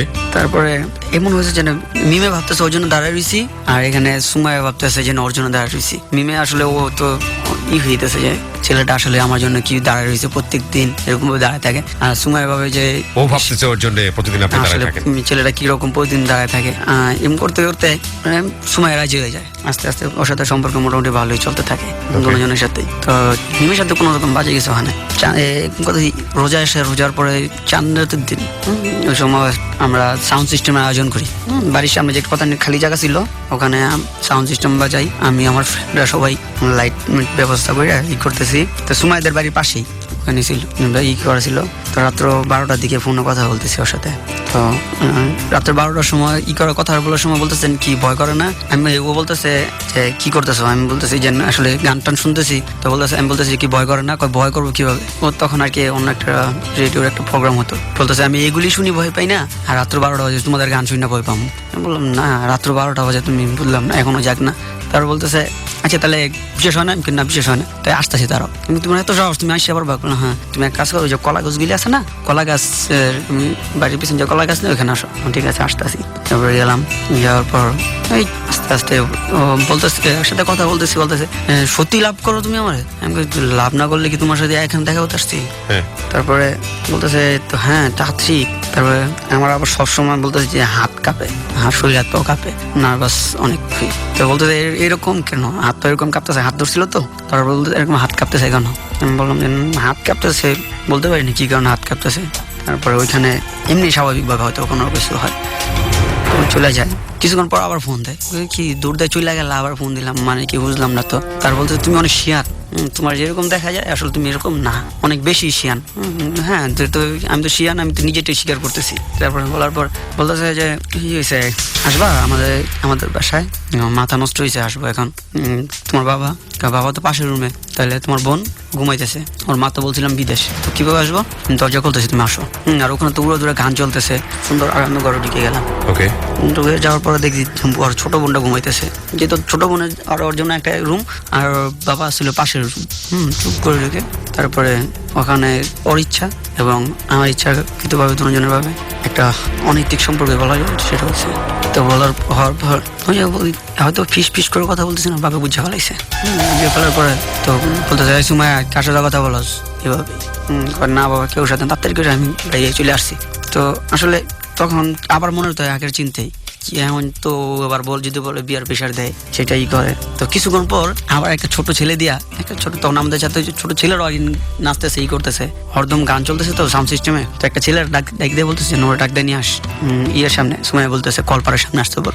এখন আর আমি যাই না। তো মেয়েটা মোটামুটি বেশ ভালো রাগ হয়ে যায়। আমি একটা জিনিস বলে দিই, আমি আর আমার মা থাকি, কিন্তু পাশে থাকে আমার বোন। ছোট, আমার 3 বোন না, 3 বোনের সবাই ছোট, যে উনি থাকে আমাদের পাশে, যেহেতু মা সবসময় অসুস্থ থাকে, হ্যাঁ ওনার ইয়ের কারণে। তারপরে সময়ের মোটামুটি রাগ হয়েছে, রাগ হয়ে কি করে আর চাচার কাছে বলে দেয়। ওহো। তারপর চাচা বলে ঠিক আছে, আসলে ওরকম ডিটেলস এগুলি বলে না, বলা যায় না আমি একটা ছেলের পছন্দ করি, কি করবা, নয়তো যে কোনো সময় ফ্যানের সাথে লাশ পাইবা, আমার লাশ ঝুলে রয়েছে। তারপরে এর ভিতরে আবার কি করছে, আমার কিছুক্ষণ আগে একটা মেসেজ টেক্সট করছিল, নাকি অনেকটা থ্রেট করতেছে যে এমন আমি আত্মহত্যা করবো, এটা সেটা বলতেছে। এই যে এটাই আমার লাস্ট মেসেজ, আই কুইট লিখে পাঠাইছে। ব্যাস আমি বলছি সত্যি মরে গেছে। তো ভয় দৌড়ে গেছি, গিয়ে দেখি না কে মরছে, সুন্দর দিব্যি স্টার জলসা নাটক দেখতেছে। ওকে। বাট আপনি ভয় পাচ্ছিলেন যে ওই আগের ঘটনা ঘটলো কিনা? হ্যাঁ, আবার আগের ঘটনা ঘটলো কিনা। আমার হিসাবে বলতেছে কি কেমন দিলাম, তখন তো আর খুব রাগ। তো চাচারে বলে দিছে না আমি এখানে আসছি, ওর চাচা আমার ওখানে বাইরে গেছে। আমার মা ছিল না, বোন ছিল। বোনের বলার পর বোন বলতেছে যে জান ও আর কখনো ওর ডিস্টার্ব করবো না। আমি আসার পর বলতেছে আর কি যদি কিছু শেয়ার করার মতো শুধু আমার বোনের সাথে শেয়ার করি, আর কারোর সাথে না। ওকে। তো বলতেছে কিরে এমন এমন তুই কি মেয়ের সাথে প্রেম করস? আমি কই, না তোমার মাথা নষ্ট হয়েছে, আমি ওর সাথে প্রেম করবো। বললো হ্যাঁ আমার এমন এমন ওর চাচা আসছিল। আমি কই, ঠিক আছে নেক্সট আর কখনো আসবো না, এই ব্যবস্থা করতেছি। পরে ওকে ডিরেক্ট না করে দিলাম। ওর যে চাচা আসছিল বিচার নিয়ে, তখন খুব রাগ হয়েছে আমার ওনার উপরে। আপনি নিজের মেয়ের সাথে তো প্রেম করি নাকি, আপনি আরেকটা আমার বিচার নিয়ে আসছেন কি লেগে? ওনার আবার মেয়ে ছিল নাম শিমু, সুমাইয়ের চাস্তো বোন। তো সুমাইয়ের সাথে ব্রেকআপ। সুমাইও জিনিসটা আসলে একটু সুন্দরভাবে মেনে নিল, কোনো করলো না। ঠিক আছে অনেক দেখাইলো, তোমার মতো হাজারো ছেলে পাম। আমি ঠিক আছে হাজারোটা নিয়ে থাকো, আমার মতো একটাও পাইবা না, তুমি হাজারগুলো নিয়ে থাকতে পারবা। কথা আমি কি ইচ্ছা করে ব্রেকআপ করতেছি, তুমি তো করতেছো, আমি তো হাজারটা নিয়ে থাকতে চাই না। আমি তো দরকার নেই তোমার নেই থাক, মানে মনে মতো তুমি বাসায় বলছো গেলে। তারপর এগুলো চলার পর সুমাইয়া আর শিমু, ঠিক আছে দুজন খুব বেশ ভালো রকমের ঝগড়া লাগতো। চাচা তো বোন ছিল তো শিমু আমাকে বলতেছে আসতেছি তো একদিন দেখে বলতেছে, শুনে যান কি হয়েছে, আপনার ভালো কাজ করছে, সময় মেয়ে ভালো না, দেখেন কেমন খারাপ মেয়ে। হ্যাঁ ওর বোন কিন্তু বলতেছে কেমন খারাপ মেয়ে, আপনার বাসায় পাঠাইছে। আমি হইলো তো জীবন আপনার বাসায় পাঠাইতাম না, বিচার পাঠাইতাম না, যা হয়েছে হয়েছে। আমি বলতে কি করার আছে, তোর মন মাথায় তো ওই জিনিসটা কাজ করলো যে বিচার নিয়ে আসছিল ওর চাচা, তো এটা তো চাচার মেয়ে। তখন ভাবতেছে নিজের মেয়ের জন্য বিচার তো নিয়ে আসেন নাই, এখন নিয়ে আসেন, সমস্যা নাই, মনে মনে চিন্তা করতেছি। তখন বলতেছি তাহলে এক কাজ করেন, আপনি তেমন যখন করতেন না, তাহলে এক কাজ করেন আপনি এই প্রেমটা আমার সাথে করেন। ওর সাথে তো ব্রেকআপ হয়ে গেছে। আর মেয়েটা কিরকম ছিল, পুরোপুরি ক্যারেক্টারলেস, এলাকার ভিতরে মোটামুটি ভালো নাম, সবাই চিনে। তো বলতেছে ঠিক আছে, আমি জানতাম যে একবার বলা লাগবো না, হয়তো বা কিছুক্ষণ যদি দিতাম ওর ছাই দিতাম, ও নিজে থেকে বলতো। তারপর বলার পর বলতেছে ঠিক আছে সই রাজি, ওকে। তো ঠিক ওই দিন রাত্রেই নতুন যে ঘর তোলার জন্য যে টিনের রুম তোলে, অর্ধেক হয়েছে আর অর্ধেক হয় নাই। আমাদের পাশে এখানে মাটি ভাড়া থাকে, তো নতুন ঘর তুলতেছে। রাত্র 12টা বাজে গেলাম এখানে।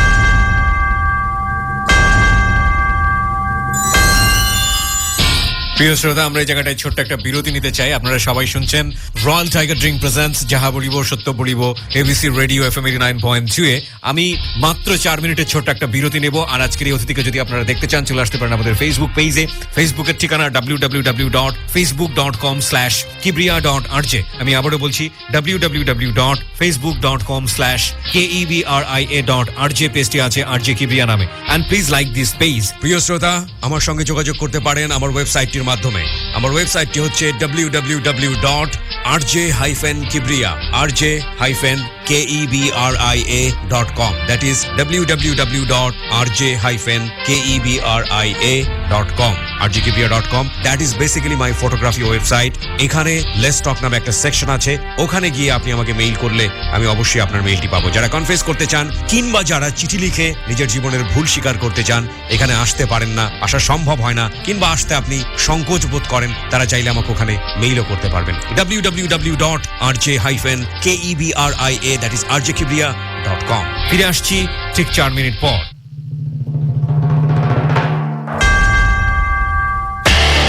রয়্যাল টাইগার ড্রিঙ্ক প্রেজেন্টস যাহা বলিব সত্য বলিব, recharge yourself. ABC Radio 89.2 FM. Royal Tiger জয় করেছে বিশ্ববাজার। যুক্তরাজ্য ও সৌদি আরব সহ 21টি দেশ, 3টি মহাদেশের 40 কোটি ভোক্তার প্রিয় পানীয়। মনে রেখো, রয়্যাল টাইগার জিতবে, সুন্দর আগামীটা তারা গড়বেই। Royal tiger drink, recharge yourself. শুনছেন এনার্জির দুনিয়া, join the gang featuring Fuad, brought to you by Royal tiger drink, recharge yourself. সময় এসেছে ঘুরে দাঁড়াবার, সময় এসেছে এগিয়ে যাবার, তাও গর্জন করো অর্জন, নতুন সময়ের এই প্রয়োজন। তোরতে ওঠো উন্মাদনায়, এবার তোমায় কে আটকায়, বাতাসকে তুমি করো সাবধান, এনার্জি দুনিয়ার এই আহ্বান। Join the gang, join the gang, join the Royal Tiger Gang. Join the gang, join the gang, join the Royal Tiger Gang. Royal Tiger Drink, recharge yourself. জাগো বাঙালি নতুন ডিলের আনন্দে দারাজ বৈশাখী মেলা হবে 30 মার্চ থেকে 14 এপ্রিল। প্রতিদিন নতুন নতুন সারপ্রাইজ, 70% ছাড়ে, কেনাকাটা জমবে দারাজে। ভিজিট করো daraz.com.bd। আর এদিকে দুর্দান্ত লড়াইয়ের জন্য প্রস্তুত জনি আর টনি। ক্লাসরুম খালি, শুনশান চারিদিক, চোখে চোখ, ব্যাগে হাত, দৃষ্টিতে যেন আগুন ঝরছে, কোনোভাবেই হার মানার নয়। টনির হাত চলে ব্যাগের দিকে, জনি ইতিমধ্যে ব্যাগ খুলে ফেলেছে, কিন্তু না, জনির আগেই ব্যাগ থেকে টনি বের করে নিয়ে আসলো স্পিনো। জনিও বের করলো স্পিনো, আর সাথে সাথেই শুরু হয়ে গেল তাদের দুর্দান্ত স্পিনো লড়াই। এখন ফ্রুটিকার 250 ml এর সাথে দুটি এবং 150 ml এর সাথে একটি স্পিনো একদম ফ্রি। তবে আর দেরি কেন, এখনই ফ্রুটিকার সাথে মেতে ওঠো স্পিনো ম্যাজিকে। ফ্রুটিকা, একটু বেশি পিওর। জাগো বাঙালি নতুন ডিলের আনন্দে দারাজ বৈশাখী মেলা হবে 30 মার্চ থেকে 14 এপ্রিল। প্রতিদিন নতুন নতুন সারপ্রাইজ, 70% ছাড়ে কেনাকাটা জমবে দারাজে। ভিজিট করো daraz.com.bd। আমার আলা ভোলা বন্ধু বোঝে না কোনো রঙ ঢং রে, খালি চোরা চোখে চায় কি চায় যে বোঝা যায়, সহজ কথা কইতে সাজে সব রে আমার আলা ভোলা।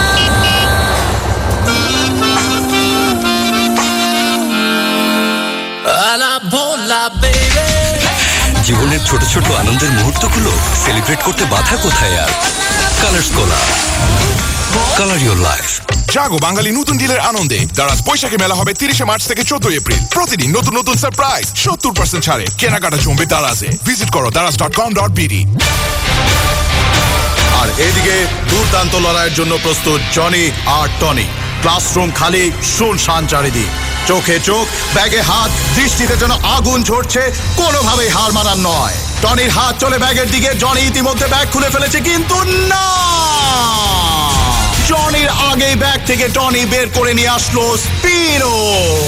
জনিও বের করলো স্পিনো, আর সাথে সাথেই শুরু হয়ে গেল তাদের দুর্দান্ত স্পিনো লড়াই। এখন ফ্রুটিকার 250 ml এর সাথে দুটি এবং 150 ml এর সাথে একটি স্পিনো একদম ফ্রি। তবে আর দেরি কেন, এখনই ফ্রুটিকার সাথে মেতে ওঠো স্পিনো ম্যাজিকে। ফ্রুটিকা, একটু বেশি পিওর। আয় ছেলেরা আয় মেয়েরা, let's do some ডুগডুগি। দল বেঁধে মাঠে গিয়ে let's do some ডুগডুগি। চার ছক্কা ছড়াছড়ি, let's do some ডুগডুগি। এক হাতে প্রাঞ্জিরা পানি, অন্য হাতে ডুগডুগি। এক হাতে প্রাঞ্জিরা পানি, একটু জিরান, প্রাঞ্জিরা পানি খান। প্রাণ জিরা পানি, একটু জিরান। আমরা সবাই আছি জীবনের কাছাকাছি, সুন্দর আগামীটা দেখা করবে। মনে রেখো, Tiger, Royal Tiger জিতবে। Royal Tiger Drink, recharge yourself. Royal Tiger জয় করেছে বিশ্ববাজার। যুক্তরাজ্য ও সৌদি আরব সহ 21টি দেশ, 3টি মহাদেশের 40 কোটি ভোক্তার প্রিয় পানীয়। মনে রেখো, রয়্যাল টাইগার জিতবে, সুন্দর আগামীটা তারা গড়বেই। Royal tiger drink, recharge yourself. It's ABC Radio. On air 24/7. Tune in.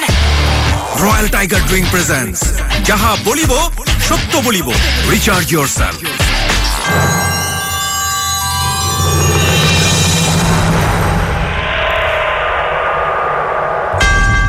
4 minute পর আবারও ফিরে এসেছি রয়্যাল টাইগার ড্রিঙ্ক প্রেজেন্টস যাহা বলিব সত্য বলিবতে। আর জি কিবরিয়া রয়েছে আপনার সঙ্গে এবং শুনছেন এবিসি রেডিও FM 89.2। হ্যাঁ মাহবুব, আমরা যেখানটায় ছিলাম, বলুন তারপর। তারপরে রাত্র 12টা বাজে গেলাম ওইখানে। যাওয়ার পর ওইখানে ওর সাথে আর কি, ওই মেয়েটার সাথে অলরেডি আগে কমসে কম 15-20 জনের সম্পর্ক করছে, আর 15-20 জনের সাথে হয়তো বা শারীরিক সম্পর্ক হয়েছে। আর একটা জিনিস আমার নিজের চোখে দেখে, আমার বন্ধু যখন ওর সাথে প্রেম করে, জাবেদ নাম, ওর সাথে ও কয়েকবার আবাসিক হোটেলেও গেছে, আর সেখানে আমি হেল্প করছি।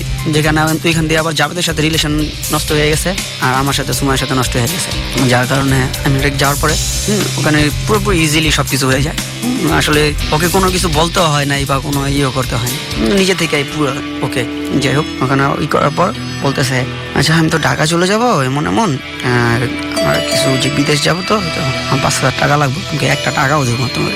সম্পর্ক এখানে ক্লোজ। তো হ্যাঁ, এটা কোনো কথা হইলো, তোমার সাথে সম্পর্ক করলাম, আমার সব কিছু তোমার দিলাম, তুমি আসলে এরকমই তো ক্যারেক্টারলেস, তুমি কিছু দাও না, তুমি আমার সাথে না আরো অনেকের সাথে এরকম করছো। তো বলার পর তো ওখানে শেষ, সবকিছু শেষ। তারপরে আবার কাজ শুরু হইলো, ওখান থেকে কাজে আসলাম ভাইয়া। মিমের সাথে সম্পর্ক চলতেছে টোটালি, মিমের সাথে এখন ই করিনি, সম্পর্ক হয় নাই। ওর সাথে প্রতিদিন ছাদের উপরে গিয়ে দেখা করতাম। ওখান থেকে পুলিশ লাইন কাজে আসছি, ওখানে আমার ফ্রেন্ড একটা আছে সুমন বলে নাম, ওই নেয় কাজে নেয়, খুব ক্লোজ ফ্রেন্ড, সব কিছু জানে আমার ব্যাপারে, শুধু ওই জানে। আর ও যে আমার চাইতে ভালো তা না, বলবো আমার চাইতে আরো 2 গুণ। তারপরে ওখানে যাওয়ার পর কাজ করতেছি, কাজ করার পর স্বভাব সুলভ চরিত্র যেটা আগের মধ্যে, ঠান্ডা কোনো ই নেই, সবার প্রিয় পাত্র হয়ে উঠলাম অল্প কিছুদিনে। তাই যাওয়ার পরে মোটামুটি সবার প্রশংসা থাকাতে সব মেয়ের একটা জিনিস চিন্তা করতে, আসলে এই ছেলেরা প্রশংসা করা হয়তো অনেক ভালো, সবাই যে প্রশংসা করে।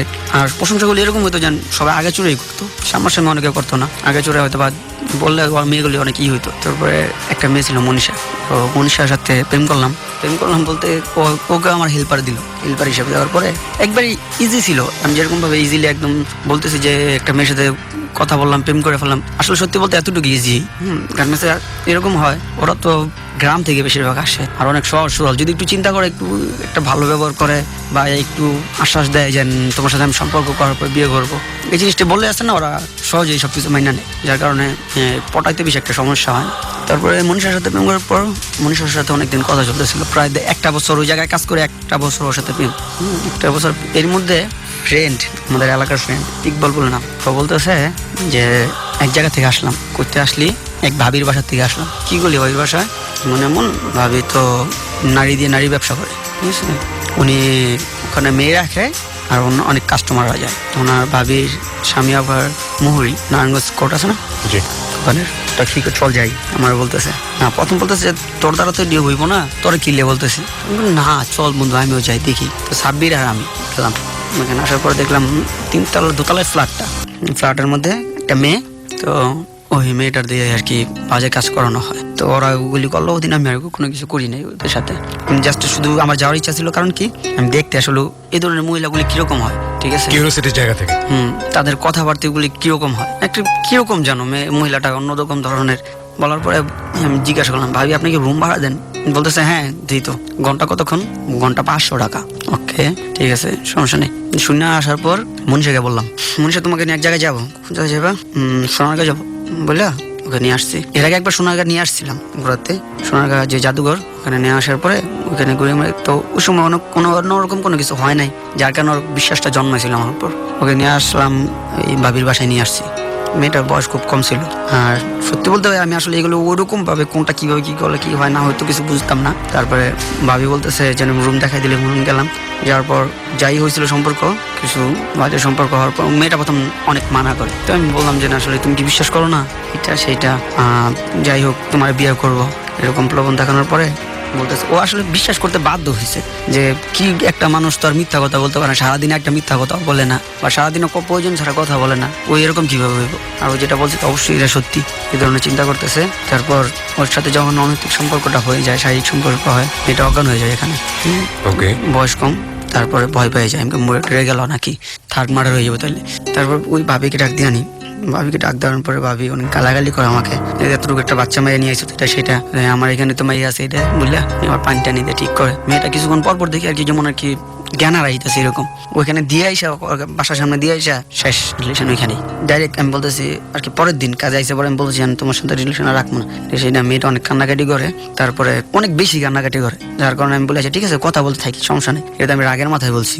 তো কথা বলতে চলতেছে 1.5 বছর 1.5 বছর মধ্যে কাজ করি ওখানে। কাজ করার পর যখন কাজ ছেড়ে দিই ওখান থেকে, ছেড়ে দেওয়ার আগে ওই ফ্যাক্টরিতে একটা মেয়ে ছিল লিজা বলে নাম, ওর বান্ধবী এক বাসার। তা বলতেছে আমার ডাক দিয়ে বলতেছে যখন আইসা পড়তেছি যেদিন আর কি ফ্যাক্টরি টোটালি বন্ধ হয়ে যাবো, কারণ ওই ফ্যাক্টরি আমরা যেখানে কাজ করতাম ওটাতে শিফট করে বিসিকে নিয়ে যেতেছে, বিসি বস নিজে একটা ফ্যাক্টরি কিনছে, গার্মেন্টস কিনছে, বড় বিল্ডিং। আমরা যেটাতে ছিলাম সেটা হইতেছে একটা নিচতলাই জাস্ট। তারপরে ওইখান থেকে বলতে যাওয়ার সময় বলতেছে যে ভাই আপনার নাম্বারটা দেন। তো আমি বলছি তুই নাম্বার দিয়ে কি করবি, যেহেতু একসাথে থাকতাম সবসময় তো অনেক ফ্রিলি ছিলাম, তো বলছি তুই নাম্বার দিয়ে কি করবি, দেন না সবাই আপনারা যাইবেন, অনেক খারাপ লাগতেছে, কান্নাকাটি করতেছে সবাই, ফ্যাক্টরি তো শিফট হইতেছে, আমার নাম্বার দিলাম, 1 মাস পরও ফোন দিছে। ফোন দিয়ে বলতেছে আপনার সাথে বলি নাকি মনীষার সাথে দেখার কথা হয় না? হয় না। কেন, তুই কি বলবি নাকি? না এমনি বললাম, বহুদিন ধরে দেখি না। কিন্তু এক কাজ কর, তুই শহীদ মিনার আয়। তো বললো ঠিক আছে আসতেছে, দিলে আপনি আসবেন? আমি আসবো। তো নারায়ণগঞ্জের শহীদ মিনার চাষারা এখানে মিট করছে ওর সাথে। ও যখন প্রথম আসে পিছন আমার করছে, ধরছে পরে আমি আসলে ওকে চিনতে পারি না, কারণ গার্মেন্টস সবসময় যেতে সালোয়ার কামিজ পরে।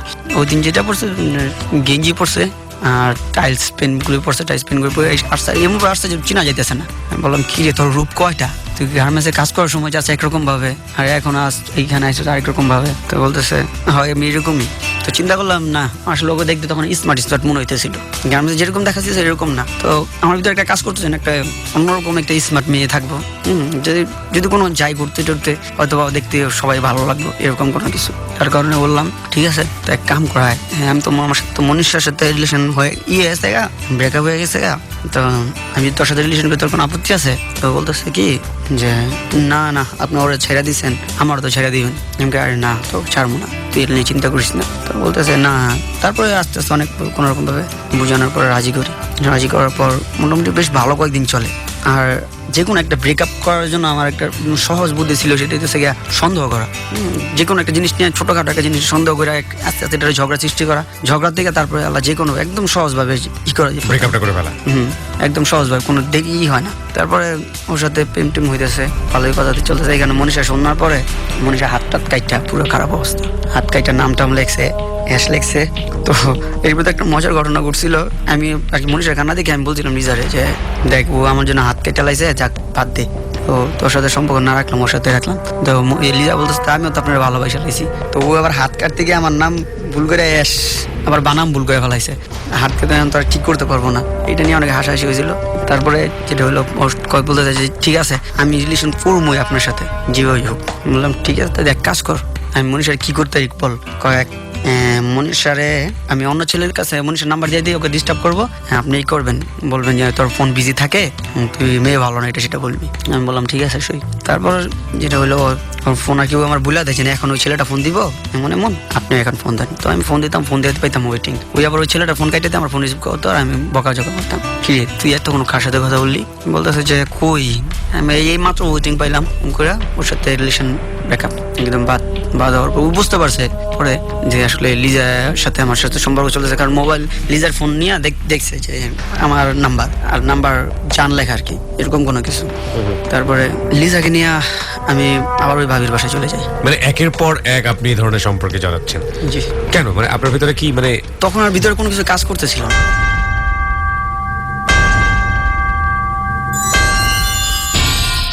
বিরতি শব্দ আরো একবার, প্রিয় শ্রোতা, 5 মিনিটের একটা বিরতি নেব। যারা এখানে এসে নিজের জীবনের অপরাধগুলো লাখো মানুষের সামনে তুলে ধরতে চান, এই অর্থে যে আপনার মতো করে ভুল সমাজে আর কেউ কখনো না করুক, আপনার মতো করে অপরাধী আর সমাজে কেউ কখনো না হোক, তারা আমাদেরকে ফোন করবেন। ফোন নাম্বারটি হচ্ছে 096113892892। ফোন করার পরে আপনি 2 চাপবেন, এরপরে আপনার যা কথা বলার আছে সেটা বলবেন, এবং সেল নাম্বার দিতে ভুল করবেন না, সেল নাম্বারটি মুখে উচ্চারণ করে বলবেন। প্রিয় শ্রোতা, আমার সঙ্গে যোগাযোগ করতে পারেন আমার ওয়েবসাইটটির মাধ্যমে। আমার ওয়েবসাইটটি হচ্ছে www.rj-kebria.com, that is www.rj-kebria.com, rjkebria.com, that is basically my photography website. এখানে লেটস টক নামে একটা সেকশন আছে, ওখানে গিয়ে আপনি আমাকে মেইল করলে আমি অবশ্যই আপনার মেইলটি পাবো। যারা কনফেস করতে চান কিংবা যারা চিঠি লিখে নিজের জীবনের ভুল স্বীকার করতে চান, এখানে আসতে পারেন না, আসা সম্ভব হয় না, কিংবা আসতে আপনি সংকোচ বোধ করেন, তারা চাইলে আমাকে ওখানে মেইলও করতে পারবেন। www.rj-kebria, that is rjkebria.com। আমরা বিরতির পর আবারও ফিরছি।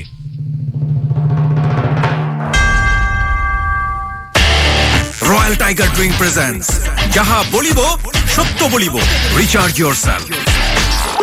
ABC Radio 89.2 FM। জাগো বাঙালি নতুন ডিলের আনন্দে দারাজ বৈশাখী মেলা হবে 30 মার্চ থেকে 14 এপ্রিল। প্রতিদিন নতুন সারপ্রাইজ, 70% ছাড়ে, কেনাকাটা জমবে দারাজে। ভিজিট করো daraz.com.bd। বন্ধুরা, বৈশাখ তো চলে এসেছে, শুরু হচ্ছে আরেকটা নতুন বছর। তো কার কি প্ল্যান?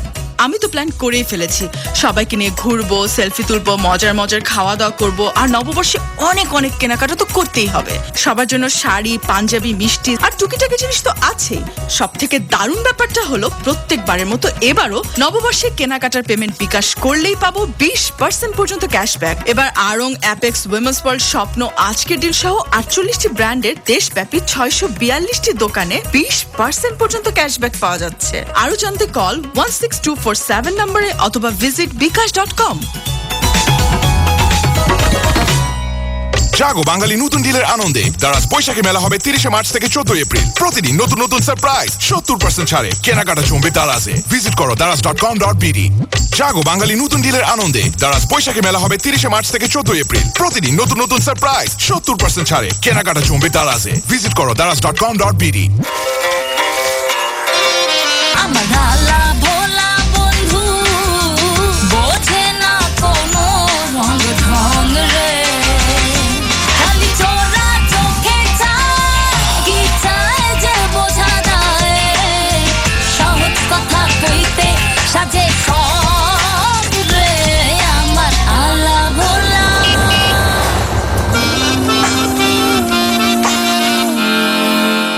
আলা ভোলা বেবি জীবনের ছোট ছোট আনন্দের মুহূর্তগুলো সেলিব্রেট করতে বাধা কোথায় আর Colors Cola colour your life জাগো বাঙালি নতুন ডিলের আনন্দে দারাজ বৈশাখী মেলা হবে 30 মার্চ থেকে 14 এপ্রিল প্রতিদিন নতুন নতুন সারপ্রাইজ 70% ছাড়ে কেনাকাটা জমবে দারাজে ভিজিট করো daraz.com.bd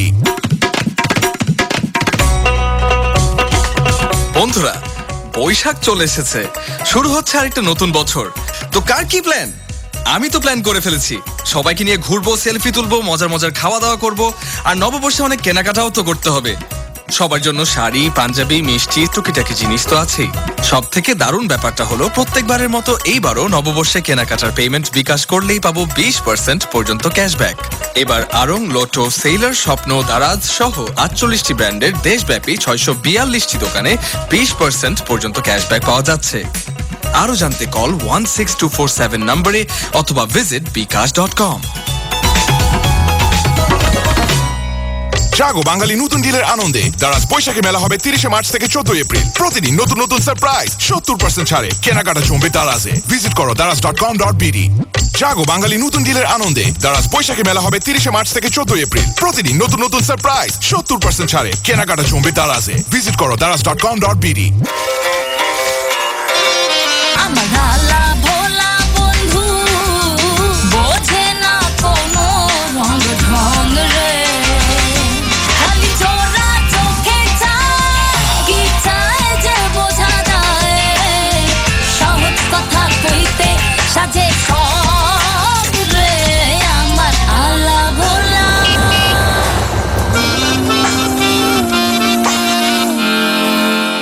আলা ভোলা বেবি জীবনের ছোট ছোট আনন্দের মুহূর্তগুলো সেলিব্রেট করতে বাধা কোথায় আর Colors Cola colour your life জাগো বাঙালি নতুন ডিলের আনন্দে দারাজ বৈশাখী মেলা হবে 30 মার্চ থেকে 14 এপ্রিল প্রতিদিন নতুন নতুন সারপ্রাইজ 70% ছাড়ে কেনাকাটা জমবে দারাজে ভিজিট করো daraz.com.bd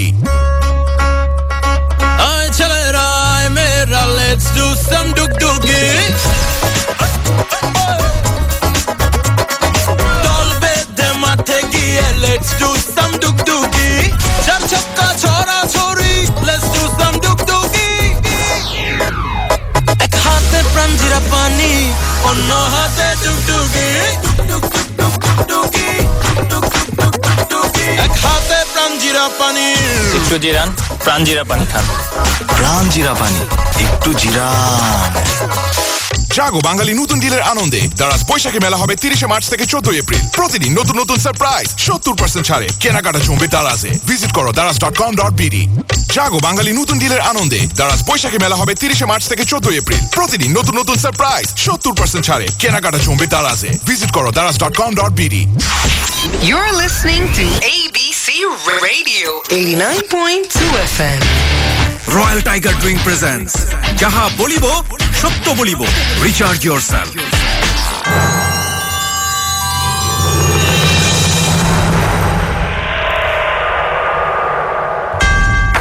welcome back once again. আপনারা শুনছেন রয়্যাল টাইগার ড্রিঙ্ক প্রেজেন্স যাহা বলিব সত্য বলিব, আরজি কিবরিয়া আপনার সঙ্গে, এবং আপনারা শুনছেন এবিসি রেডিও FM 89.2। আপনারা শুনছেন মাহবুবকে। ওকে, কথা না বাড়িয়ে আরো একবার তাকেই আমরা নক করছি। মাহবুব, তারপরে ভাবির বাসা ওকে নিয়ে যাই। অনেকগুলো ট্রিপ দেওয়ার পর ভাবি আমাকে দেখে বল তুই আবার আসছিস। তো লিজা তো মোটামুটি চোখটা কবর উঠে যায়। আবার মানে বললাম আরে এটা তোমার ভাবির বাসা, তাই আমি আসবো না। তো বলার পর ভাবি এই সাইডে নিয়ে আমি ম্যানেজ করলাম যে ভাবি প্লিজ করো না, গেঞ্জাম লাগাও না, তুমি 1000 টাকা নাও। তো টাকা দেওয়ার পরে লিজার সাথে শারীরিক সম্পর্ক হয়, আর সেটা সম্পূর্ণ মোবাইলে রেকর্ড হয়। মোবাইলে রেকর্ড করে কে? আমি। ভিডিও করেন আপনি? জি। ওকে। তারপর মোটামুটি কয়েকদিন চলার ওখান থেকে কাজ ছেড়ে আসা বললাম না। তারপর যেটা হয়, তো যে গার্মেন্টসে কাজ করতেছি মোটামুটি বহুত দিন চলতেছে, এভাবে আস্তে একটার পর একটা চলতেছে। তারপর ইয়াকে লিজাকে আবার বললাম যে চলো আমি আর এক জায়গায় যাবো, বাড়ির বাসায় যাবো তোমার নিয়ে। লিজা কোনো মতে রাজি হয় না, না আমি যাবো ওখানে, ভালো লাগে না, এটা সেটা বলে। তারপর বললাম ঠিক আছে তুমি এক কাজ করো, শহীদ মিনার আসো, একটু মিট করুন দরকার আছে। আসার পর ফোনে আমি ভিডিওটা দিয়ে দিই। ওকে, ভিডিওটা কেন দেওয়ার কারণ বলছি যে তুমি এটা বাসায় নিয়ে দেখো, তারপর তুমি বাড়ির যাবা না যাবে তোমার ইচ্ছা। এই ব্ল্যাকমেইলটা কেন করলেন আপনি? তখন আসলে সত্যি বলতে কোনো কিছু কাজ করতেছে না ভিতরে, কি কারণে করতেছি কেন করতেছি এরকম কোনো কিছু না। জাস্ট তখন মনে হচ্ছে যে এটাই ঠিক আছে, এটা যেটা করতেছি এটাই তো ঠিক, এটাই তো ভালো। তারপর ও বাসায় গেছে, বাসায় গিয়া ফোন দেয়, ফোন অফ। তারপর 10টার দিকে ফোন দিয়ে বলতেছে কাজটা কি ঠিক হয়েছে? বললাম যে কাজটা ঠিক হয় নাই, খারাপও হয় নাই, তুমি এখন যাইবা কিনা বলো। তারপর বলতেছে এসে এরকম করার তো কোনো দরকার নাই, আমি তো এমনি যাইতাম, তোমার ভিডিওটা কি কারণে করলা? ঠিক আছে, তো এক কাজ করো, আমার যে হেল্পার ছিল একটা ছোট হেল্পার, জিসান করে নাম, জিসানের মা কাজ করে, আব্বু কাজ করে, ও কাজ করে, তোর বাসা পুরো ফাঁকা থাকে। তো বললাম জিসান তুই এক কাজ কর, তুই তোর বাসায় আমার নেওয়ার ব্যবস্থা কর, তোর আমি টাকা দেবো, তুই বল দিয়ে খরচ করিস। আমরা তো ওর সাথে লিজার সাথে আবার কথা বলা দিয়েছিলাম, জিসানটা বলছি জানি এটা তোর ভাবি লাগে। তো জিসান বলছে ঠিক আছে ভাইয়া, সমস্যা নেই। তারপর পরে নিয়ে শহীদ মিনার থেকে নিয়ে গেছিলাম ওদের বাসায়, জিসানদের বাসায় নিয়ে জিসানকে টাকা দিলাম কিছু, বললাম যে তুই বাইরে যা। তো জিসান ও বলতেছেন আচ্ছা এগুলো তো করার কোনো কারণই থাকে না, তুমি ভিডিও করার লাগি লেগে। ওকে, তুমি এমনি বলতে এমনি তো সবকিছু হয়, তো প্রথমবার করছি না, তুমি ভিডিওটা ডিলিট করো। ঠিক আছে সই, আগে যাই হোক ওটা হয়ে লোক। তারপর তো মোবাইলটারে করে রাইখা জাস্ট এমনি ক্যামেরাটা অন করে এবার রাইখা, ও দেখে নাই। দুইটা ফোন ছিল, একটা নোকিয়া ছিল ক্লাসিক, আর একটা S30 ছিল। তো S30 ছিল সেটা দেখে নাই, বাট নোকিয়া ক্লাসিকটা দেখছে। ক্লাসিকটা ফোনে হাতে দিয়ে দিছি আমি, জানি এবার তো আর কোনো কিছু হবো না, সমস্যা নেই। প্যান্টের মধ্যেই জাস্ট একটুখানি ক্যামেরাটা বাইর করে S30টা ক্যামেরা অন করে রাখছি। তা ওরা বললাম তুমি এক কাজ করো, এই নাও তোমার হাতে দিলাম, তুমি ডিলিট করে দাও। ওর সাথে যাই হয়েছে ওখানে হওয়ার পর ফোন এই করলো, ফোনের থেকে ওগুলো ডিলিট করে দিল। বাট এই ফোনেতে ওর প্রথমটা ডিলিট হয়েছে, আরেকটাতে কিন্তু ওখানে রেকর্ডিং হইতেছে, ভিডিও হইতেছে। তারপরে কয়েকদিন পর বলতেছে বিয়ে করতে হইব, ঘুরে ফিরে আবার আগের কথা। তো আপনি এই রিস্কটা কেন নিচ্ছিলেন? একটা ভিডিও দেখার পরে তো একটা মেয়ে সুইসাইড করতে পারে। সে কথাগুলো আসলে তখনও মাথায় কাজ করতো না। ওকে, ঠিক আছে। তারপরে বলতেছে এমন এমন, আমি বললাম যে তাহলে যদি এখন যদি ভিডিও তুমি যদি বিয়ের জন্য প্রেশার দাও, ব্রেকআপ করে ডাইরেক্ট বলতেছিলাম যে আসলে তোমার সাথে আমি সম্পর্ক রিলেশন রাখবো না। বলার পর বলতেছে না রাখতে হইব, জোর জবরদস্তি অনেকটা, এটা সেইটা। বললাম আসলে তোমার কাছে কোনটা বেশি প্রিয়, তোমার সমাজে চলা বা তোমার পরিবার, এগুলি বেশি প্রিয় না আমি বেশি প্রিয়? বুঝলাম না ঠিক তো, বুঝায় বলেন।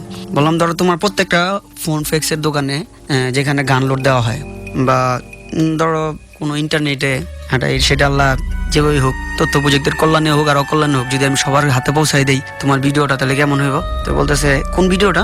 ওটা তো আমি কাইটাই দিছি। আসতেছে বলতেছে আচ্ছা ঠিক আছে সমস্যা নেই, খাইটা যখন দিচ্ছ তো তোমার আমি আরেকটা দেখাবো। তো কোনটা? ওইটা কি আপনার সব কাটার নাম? আর কি বলো তুমি তো আমার মেমোরি ফরম্যাট করে দিলে, আর থাকলো কোথায়? তুমি আসো, তোমার নতুন একটা ছবি দেখাবো। বলে আসার পরে আবার শহীদ মিনারে মিট করছে, ওইটা দেখে তো মাথা নষ্ট।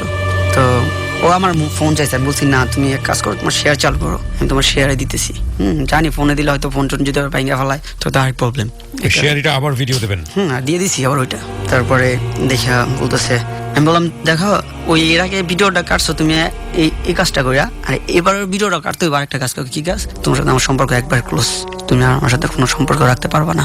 ওকে, কন্ডিশন মেনে নিল। ঠিক আছে, কবে তাহলে ডিলিট করে দেন, আমি আপনার সাথে সম্পর্ক রাখবো না। না এখন না, ঠিক আছে এখন থেকে 6 মাস পর ডিলিট করবো, সমস্যা নেই। না অনেক রিকোয়েস্ট করতেছে, আমি বললাম ঠিক আছে 6 মাস না 3 মাস কমাই দিলাম তোমার জন্য ডিসকাউন্ট, এভাবে বলছি তোমার জন্য ডিসকাউন্ট 3 মাস কমাই দিলাম, 3 মাস পর ই করবো, যদি দেখি যে 3 মাসের মধ্যে তুমি আমাকে ফোন না দাও তাহলে আমি আপনার থেকে ডিলিট করতে পারি, এতটুকু বিশ্বাস করতে হবে। তারপর শেষ, ওর সাথে রিলেশন কোনো কথা হইতেছে না, কোনো ই হইতেছে না। পরে শুনছি যে অনেকে বিয়ে হয়ে গেছে, বাট সবকিছু মিলে একদম প্রথম থেকে আর শেষ পর্যন্ত এখন আমার সাথে 3 সাথে কথা হয়। কথা হলো কোনো বাজে ধরনের কোনো কথা না, কোনো বাজে কোনো কিছু না, জাস্ট ভালো আছি কিনা খোঁজ খবর নেওয়া, এটাই সবসময় কি চলতেছে, কিন্তু পারতেছি না কোনো কারণে ওরা ই করতে, ভুলে থাকতে পারতেছি না, কোনো ই করতে পারতেছি না। ওকে। আর এর মাঝে যেমন লাস্ট যেটা হয় সেটা হচ্ছে আপনার কাজে যেতাম, যেখানে কাজ করি সেখানে কাজে আসতে যাইতে তো স্কুল তো পড়ে, স্কুলে আমরা যখন কাজ যাই তখন হয়তো স্কুলের মেয়েরাও কাজে স্কুলে যায়, তখন আমরা যখন আসি দুপুর তখন দেখে আসে এটা, তো ওই জায়গার একটা মেয়ের সাথে এই হয় লাস্ট। মেয়েটাকে দেখার পর আর কি বৃষ্টির দিন ছিল না, কিন্তু ওই পানির কারণে মাটির রাস্তা তো পিছলা খায় পড়ে যাওয়ার কারণে মেয়েটা দেখে অনেক হাসে, হাসার পর অনেক আর কি আমার কাছে অন্যরকম লাগে, কিরকম এরকম হাসতেছে। পরের দিন বলতেছে যে মনে মন ওই যে উনি না ওই দিন পড়ে গেছে, তো সেকেন্ড ডে হইতে থার্ড এই প্রতিদিনই এরকম হইতেছিল। তারপরে একদিন বলে ফেলাইছি আচ্ছা আপনার কি আমাকে এতই বেশি ভালো লাগে প্রতিদিন আপনি এই এক কথা বলতেছেন, তো পাশের মেয়েটা বলতেছে আসলে তো একটা কথা কয়বার বলস, এই জিনিসটা ভালো না, সরি ভাইয়া। বলার পরে আশা এসে গেছে, তো পরের দিন আবার দেখতেছি যে মেয়েটা সরি বলছে না ওটা বলতেছি যে থ্যাংক ইউ, আপনি আসলে ই করার পর থেকে ওই মেয়েটা আর কিছু বলে না, বলতেছে না ঠিক আছে সমস্যা নেই, আসলে এগুলো তো ঠিক না, আপনি পড়ে গেছেন এটা সেইটা বলতেছে। আচ্ছা যাই হোক আপনার কাছে কলম আছে, বলার পরে বলতেছে হ্যাঁ আছে, কেন একটু কাগজটা দিবেন না, আপনার এটা নোটবুকটা দিছে, কলমটা নাম্বারটা লিখা দিয়ে দিছি, বলে আমি আপনার ফোন নাম্বার দিয়ে আমি কি করবো, একটু কথা বললাম সমস্যা কি। তার বলতেছে কথা বলুন, কি কথা বলুন, আরে ভাইয়া আপনি নিয়েন তো পরে বল মনে কি বলি না বলি। তারপরে ওর সাথে কথাবার্তা বলি, কিছু দামি দামি গিফট দেই, যার কারণে প্রথম যে মেয়েটা পড়ে গেছি বলে অনেক ই করতো, ওই মেয়েটা আসলে নিজের থেকে ই করতেছে, কিরকম ভাই সরি ভাই ও বলতেছে, ওর সাথে মোটামুটি সম্পর্ক হয়ে গেছে। তা সম্পর্ক বলতে গেলে ফ্রেন্ডশিপ না, আমি আসলে কোনো ছেলের সাথে কোনো প্রেম করবো না, ওই মেয়েটার পুরো একদম ডাইরেক্টলি বলতে আমরা দুজন বন্ধু হইতে পারি ভালো। ধীরে ধীরে আর কি গিফটের সংখ্যা বাড়াই দিলাম, একটার পর একটা, একসময় দুর্বল হয়ে গেছে, ওর সাথে সম্পর্ক চলতেছে। তো বলতেছে যে আসলে প্রেম ভালোবাসা মানে তো শারীরিক চাহিদা না, আমি ওকে অফার করি প্রথম যখন বলি তখন বলতেছে প্রেম ভালোবাসা তো আসলে শারীরিক চাহিদা না, যদি এরকম কিছু হয় তো চলেন আমরা বিয়ে শাদী করি। বললাম দেখো আমি তো এখনো ছোট, ওরা বলছি আমার বয়স তো কম, বলতেছে বয়স কম, উনি সব বোঝে ওনার বয়স কম। আমি বললাম হ্যাঁ আমার বয়স তো কম, আমার সম্ভব না, তো তুমি কি বলো। হ্যাঁ তাই এক কথা দুই কথা হয়তো বা রাজি হয় না, পিটাপিটিতে হয়ে গেছে। তো যাওয়ার পর ওদের বাসায় গেছি, ওদের বাসায় যাওয়ার রাত্র তখন 11:30 হইব টাইম। যাওয়ার পর ওরকম কোনো কিছু হয় না, জাস্ট একটা ছেলে একটা মেয়ে যদি রাত্র এক জায়গায় দাঁড়ায় থাকে সেটাও আসলে পজিটিভ ভাবে কেউই দেখে না, দেখার মতো বিষয় হয় না। তো জায়গাও আসলে ওরকম ছিল না, জায়গাটা খুব বাজে জায়গায় ছিল। তো দেখার পর একটা লোক দেখে ফেলাইছে, আমার দেখে নাই, বাট ওরা দেখার পরে ওর বাসায় গিয়ে বিচার দিছে এমন আপনার মেয়েকে দেখছে এই জায়গায়, ও আবার আমার কথা বলে দিছে পরে আমার বাসায় যখন আইতেছিল তখন আমি বাসার দিকে বেরিয়েছি, তখন আমার ধরছে ভাই বড় ভাই, বলতেছে কিরে তুই কি এমন ওর সাথে ই করস। আমি বললাম না তো, কি বলছে, বললো মনে মন ওই বলছে, তো বলতে পারি না, যাই হোক হয়তো কথা হতে বলছিলাম ফ্রেন্ড হিসাবে। তো বলতেছে তোর ফ্রেন্ডশিপ ছুটাইতেছি দাঁড়া, বলে তুই আয় আমার সাথে। পরে মাঠের ভিতর নিছে, এলাকার ভিতরে তো আসলে কেউ মারতে পারবো না, ওরকম কোনো ইয়ে নেই, কেউ ওরও এলাকা আমারও এলাকা, মাঠের ভিতরে সবাই ক্রিকেট খেলতেছে, আমার ফ্রেন্ডরা খেলতেছে। ওই যখন আমার কলার ধরছে, আমার যে বাড়ির যে ফ্রেন্ড ওরা ছিল, তো মোটামুটি সবাই স্টেমার ব্যাট তুলে দাঁড়াইছে, একটা থাপ্পড় দিয়া দেখ এখানে একদম ঠিক মতো ই করে দিব, তারপর আর কিছু বলে নেই। তারপর বলতেছে বাসায় গিয়ে বলছে যে মনে মন দেখ আমি কিছু ভালো মতো জিজ্ঞাসা করতে, আর ও কি করছে এমন ওর বন্ধু বান্ধব নিয়ে স্টাম্প এইগুলো নিয়ে আসছে, এইগুলো নিয়ে আসছে আমার মারার জন্য। তারপর এখন কি করবি আর কি, মেয়েটা আমার বলতেছে ওই দিন কাল যাওয়ার সময় বলতেছে আপনি জানি আমার চোখের সামনে জীবনে পড়বেন না, আপনি আমার বাইরে মারতে চাইছেন এটা সেটা। আরে আজব তোমার বাইরে কোন সময় মারতে চাইলাম, তোমার ভাই দিয়ে আমার মারতে চাইলো, ঠিক আছে। তারপর বলতেছে না আমার ভাইয়া বলছে, আমি বললাম না ই করি নাকি আমি মারিনি কে। তো বলছে সত্যি হ্যাঁ বুঝাইলাম, সবকিছু বুঝাইলাম। তারপর কি একটা কারণে যেন বাসাতে হয়তো রাগারাগি হয়েছে, কোনো এক কারণে মেয়ে কোথায় যেন চলে গেছে, বাসায় এসে সবাই এসে বাসায় পড়ছে আমার, বলতেছে ও নিছে। তারপর বলতে ওই কথা বলার পর দেখলো বাসায় কেউ নাই। তারপর আমি বললাম দেখেন আমি তো আসলে এরকম না, আর সবাই সাপোর্ট করলো, যেহেতু এলাকার মানুষ সবাই চিনে, সবাই জানে এরকম না, সবাই অন্যরকম ভাবে দেখতো, সবাই সম্মান করতাম। তো আর আমার যে খারাপ দিকটা সবসময় হাইড করে রাখতাম, যার কারণে সবাই বুঝতে পারতো না এইগুলি। এই যে ব্যাপারগুলো আপনি একের পর এক করে গেলেন, কি পেলেন আসলে? এরকম একটা বিপদগামী সম্পর্ক একের পর এক এই ধরনের সম্পর্কে আমি বললাম না, যারা করছে কেউ কখনো কোনো সময় কিছু পায় নাই, আর কোনো কিছু পাইবই না। এগুলি পাওয়ার মতো কোনো কিছু না, এটা একটা মোহে পড়ে হয়ে গেছে। যেটাই হয়েছে একটার পর একটা কিভাবে হয়েছে সেটা আমি এখন বুঝতেছি যে আসলে যেটাই হয়েছে ভালো হয় নাই, আর অনেক বড় অপরাধগুলি করছি আমি, এটা আমার কাছে মনে হতেছে। ওকে, সো এটা থেকে বের হয়ে আসার কোনো ইচ্ছা কি আছে? যে অলরেডি 4-5 মাস হইব, আমি বললাম যেটা প্রথমে, যে আমার শোনার পর, ওনার ওয়াজ শোনার পর জাহান্নামে যে ভয়াবহতা, এগুলি যে শাস্তি, সেগুলি সম্পর্কে আইডিয়া হওয়ার পর চিন্তা করে দেখলাম না, আসলে এগুলো তো ঠিক না। এখন নামাজ পড়ার চেষ্টা করতেছি, নামাজ পড়ি, আর এগুলি থেকে পুরোপুরি বেরিয়ে আসছি। আর আপনার অনুষ্ঠানটা শোনার পর যখন শুনি, তখন মনে মনে একটা হয় যে না, আসলে বের হয়ে আসবো। আর এগুলির দরকার নাই। ওদের জীবনে যারাই আসতেছে, যেমন প্রথম দিক দিয়ে আসছিল আপনার আবির, আসলে কেউ কোনো জীবনে কোনো কিছু পাইতেছে না, সবাই তো সবকিছু হারাইতেছে, এছাড়া আর কোনো কিছু পাইতেছে না। বাট শোনার পর যেটা হয়, প্রথম থাকে, পরবর্তীতে আর এই জিনিসটা মাথায় কাজ করে না, বারবার এক কাজ হয়। ওকে প্রিয় শ্রোতা, আমরা এই পর্যায়ে যোগাযোগ করছি ডক্টর তাজুল ইসলামের সঙ্গে। তাজুল ইসলাম, শুনলেন তো সবকিছু, কি বলতে চান পুরো বিষয়টি নিয়ে?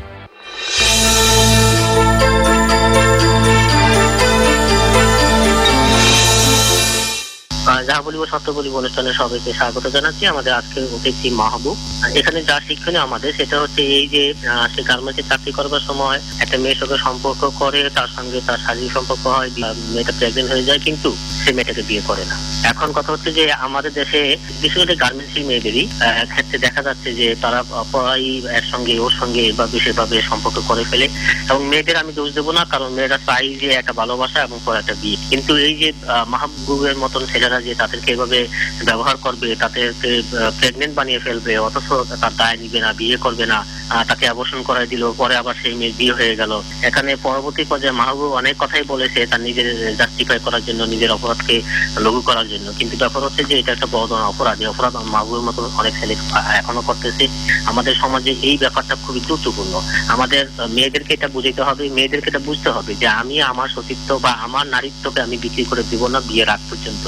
এই শিক্ষা আমরা আমাদের পরিবারে দিতে হবে, সমাজকে দিতে হবে, এবং ছেলেদের এরকম টোপের মধ্যে পড়ে, ভালোবাসার টোপের মধ্যে পড়ে যেন তারা নিজেদেরকে বিক্রি করে না দেয়। দ্বিতীয় কথা হচ্ছে যে সে কিন্তু আরেকটা উশিলা দিল মাহবুব সাহেব, যে ওই মেয়েকে বলে দিল সে আরেকবার প্রেম করতেছে। এই হচ্ছে কি, আমাদের নেশাখোর ছেলেরা কি করে জানেন, ওই যে কোনো হচ্ছে মেয়ের সঙ্গে সম্পর্ক খারাপ হয়েছে, বা মেয়ে তাকে টাকা দিয়েছে, অথবা সংসারে একটু মানে কষ্ট পেয়েছে, এই জন্য তারা নেশা করে, এগুলো তাদের উশিলা। আসলে তারা এগুলির জন্য কোনো ইয়া না, তারা আসলে নেশা করার, তারা তাদের স্বভাব হচ্ছে নেশা করা। তারা নেশা করতো ওই সবাইকে উশিলা দিয়ে অন্যকে অপরাধী করা, অন্যকে দোষী করা, হলো তাদের কাজ। মাহবুব সাহেবও কিন্তু সেই কাজটাই করেছে। সে কিন্তু এটা কোনো ইয়েই হতে পারে না, অন্যকে আমি প্রেম করে এটা বলবো। ঠিক আছে, যদি এটাই হতো যে তার যে অন্য প্রেম করে এটা ভুলে যাবো, তাহলে সে অন্যের সঙ্গে প্রেম করে সেই মেয়েকে বিয়ে করতে পারতো। কিন্তু কি বাহানা দিল, তার বয়স কম হয়েছে, মাকে এটা করবে সেটা করবে, একেবারে নানান বাহানা। এত বাহানা থাকলে তুমি প্রেম করতে যাবে কেন? তুমি কেন প্রেম করতে যাবা? আর যদি কষ্ট বলতে গিয়ে প্রেমে করো, তাহলে তোমাকে মায়ের প্রতি তোমার যে দায়িত্ব, ওই প্রেম যখন করছে মেয়ের প্রতি তোমার দায়িত্ব। কিন্তু সে কোনো মেয়ের সঙ্গে সে সম্পর্ক রাখেনি। সে এরকম অনেকগুলি 7-8টি মেয়ের সঙ্গে প্রেম করেছে, এবং সবার সঙ্গে সে শারীরিক সম্পর্ক করছে। এইগুলো হচ্ছে যে অপরাধী মানুষের যে একেবারে খাঁটি উশিলা এবং প্রবণতা, এটা তার মধ্যে পাওয়া গেছে। আমার মনে হয় যারা অনুষ্ঠান শুনছেন, কোনো মেয়ে যদি অনুষ্ঠান শুনে থাকে, তাদেরকে বুঝতে হবে মাহবুবের ছেলেরা এরকমই করে থাকে। এটা কোনো রকমের যুক্তি হতে পারে না যে সে প্রেম করেছে, মায়ের জন্য সে বিয়ে করতে পারে না, বা তার বয়স নেই। তাহলে সে বয়স না হলে সে প্রেমও করে, আবার শারীরিক সম্পর্ক করে। অতএব আমাদেরকে একটু সতর্ক হতে হবে, সমাজকে সচেতন হতে, পরিবারকে সচেতন হতে হবে, মেয়েদেরকে আরো বেশি সচেতন হতে হবে। এমনকি একটা মেয়ে তার এই সম্পর্কের কারণে সে সুইসাইড পর্যন্ত করে, আত্মহত্যা পর্যন্ত করে। এখন সে এসে বলতেছে সে অনুশপ্ত, এবং সে ওই মেয়েদের কাছ থেকে সে ক্ষমা চাচ্ছে বা অন্যকে বলতে যাচ্ছে। এটা যদি তার অন্তর থেকে হয়ে থাকে, তাহলে কিছুটা তাকে ধন্যবাদ দেওয়া যায়। কিন্তু সে যা করেছে সেগুলি খুবই অন্যায়, অপরাধ, এবং এগুলি এত সহজে মাপ পাওয়া যাবে কিনা এটা আমরা জানি না। তবুও সে যদি আন্তরিক অর্থে শোষণা করা থাকে, ভালো হতে চায়, তাকে সাধুবাদ জানাচ্ছি। কিন্তু সবাইকে বলছি, বিশেষ করে মেয়েদেরকে, পরিবারের গার্জিয়ানদেরকে, আপনারা সতর্ক থাকবেন। এরকম ভাবে প্রলোভনের পরে মেয়েরা জানে অন্তত শারীরিক সম্পর্ক না করে, প্রেম করতে পারে, বিয়ের আগে যেন তারা কোনো রকমের শারীরিক সম্পর্ক না করে, মাহবুবদেরকে যাতে এই সুযোগ না দেয়, এবং তারা যাতে নিজেরা প্রতারিত না হয়। অনেক অনেক ধন্যবাদ ডক্টর তাজুল ইসলাম আপনার মূল্যবান মতামতের জন্য। আপনাদের সবাইকে ধন্যবাদ।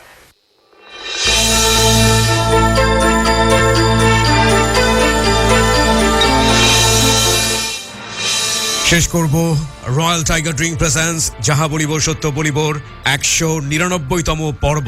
তবে তার আগে আগামী সপ্তাহে জেবিএসবিতে কোন বন্ধুটি আসতে চান, তিনি আসলে আসতে পারবেন কিনা সেটা নির্ভর করছে আপনার ভোটের উপরে। আপনি মতামত জানান আমাদেরকে। চলুন কি আসতে চাই, শুনে নেই তার ফোন কলে। হ্যালো, আসসালামু আলাইকুম। জি ভাইয়া, আমি মনে করেন যে স্কুল লাইফ পড়ালেখা আসছি একটা মেয়ের কারণে। তো ডাক জগতে যাওয়ার পিছনে রয়েছে আমার আব্বু। তো আমার জীবনে অনেক সন্ত্রাসী কর্মকাণ্ডের কিছু কাহিনী আছে, বা আমি একবারে খারাপ লাইনে যাওয়ার জন্য কিছু কাহিনী আছে। আমি দেখা যাচ্ছে যে এক সময় পুরা থানার, ঠিক আছে, একবারে ডাক্সের জগতের একবারে যাকে রাজা বলা হয় আর কি, কিং, আমি ওই রাজা হয়ে গেছি, ঠিক আছে। তো আমি এখন বুঝতে পারতেছি যে যাই করছি জীবনে অনেক ভুল করছি, ঠিক আছে। তো আমি আপনাদের এই রয়্যাল টাইগার ড্রিঙ্কস প্রেজেন্ট যা বলবো সত্য বলিবর মধ্যে যাইয়া আমার নিজের ভুলগুলো শুধরানোর চেষ্টা করার জন্য চেষ্টা করতে আছি। যদি আমাকে সুযোগ দেওয়া হয় তাহলে আমি খুব খুশি হব।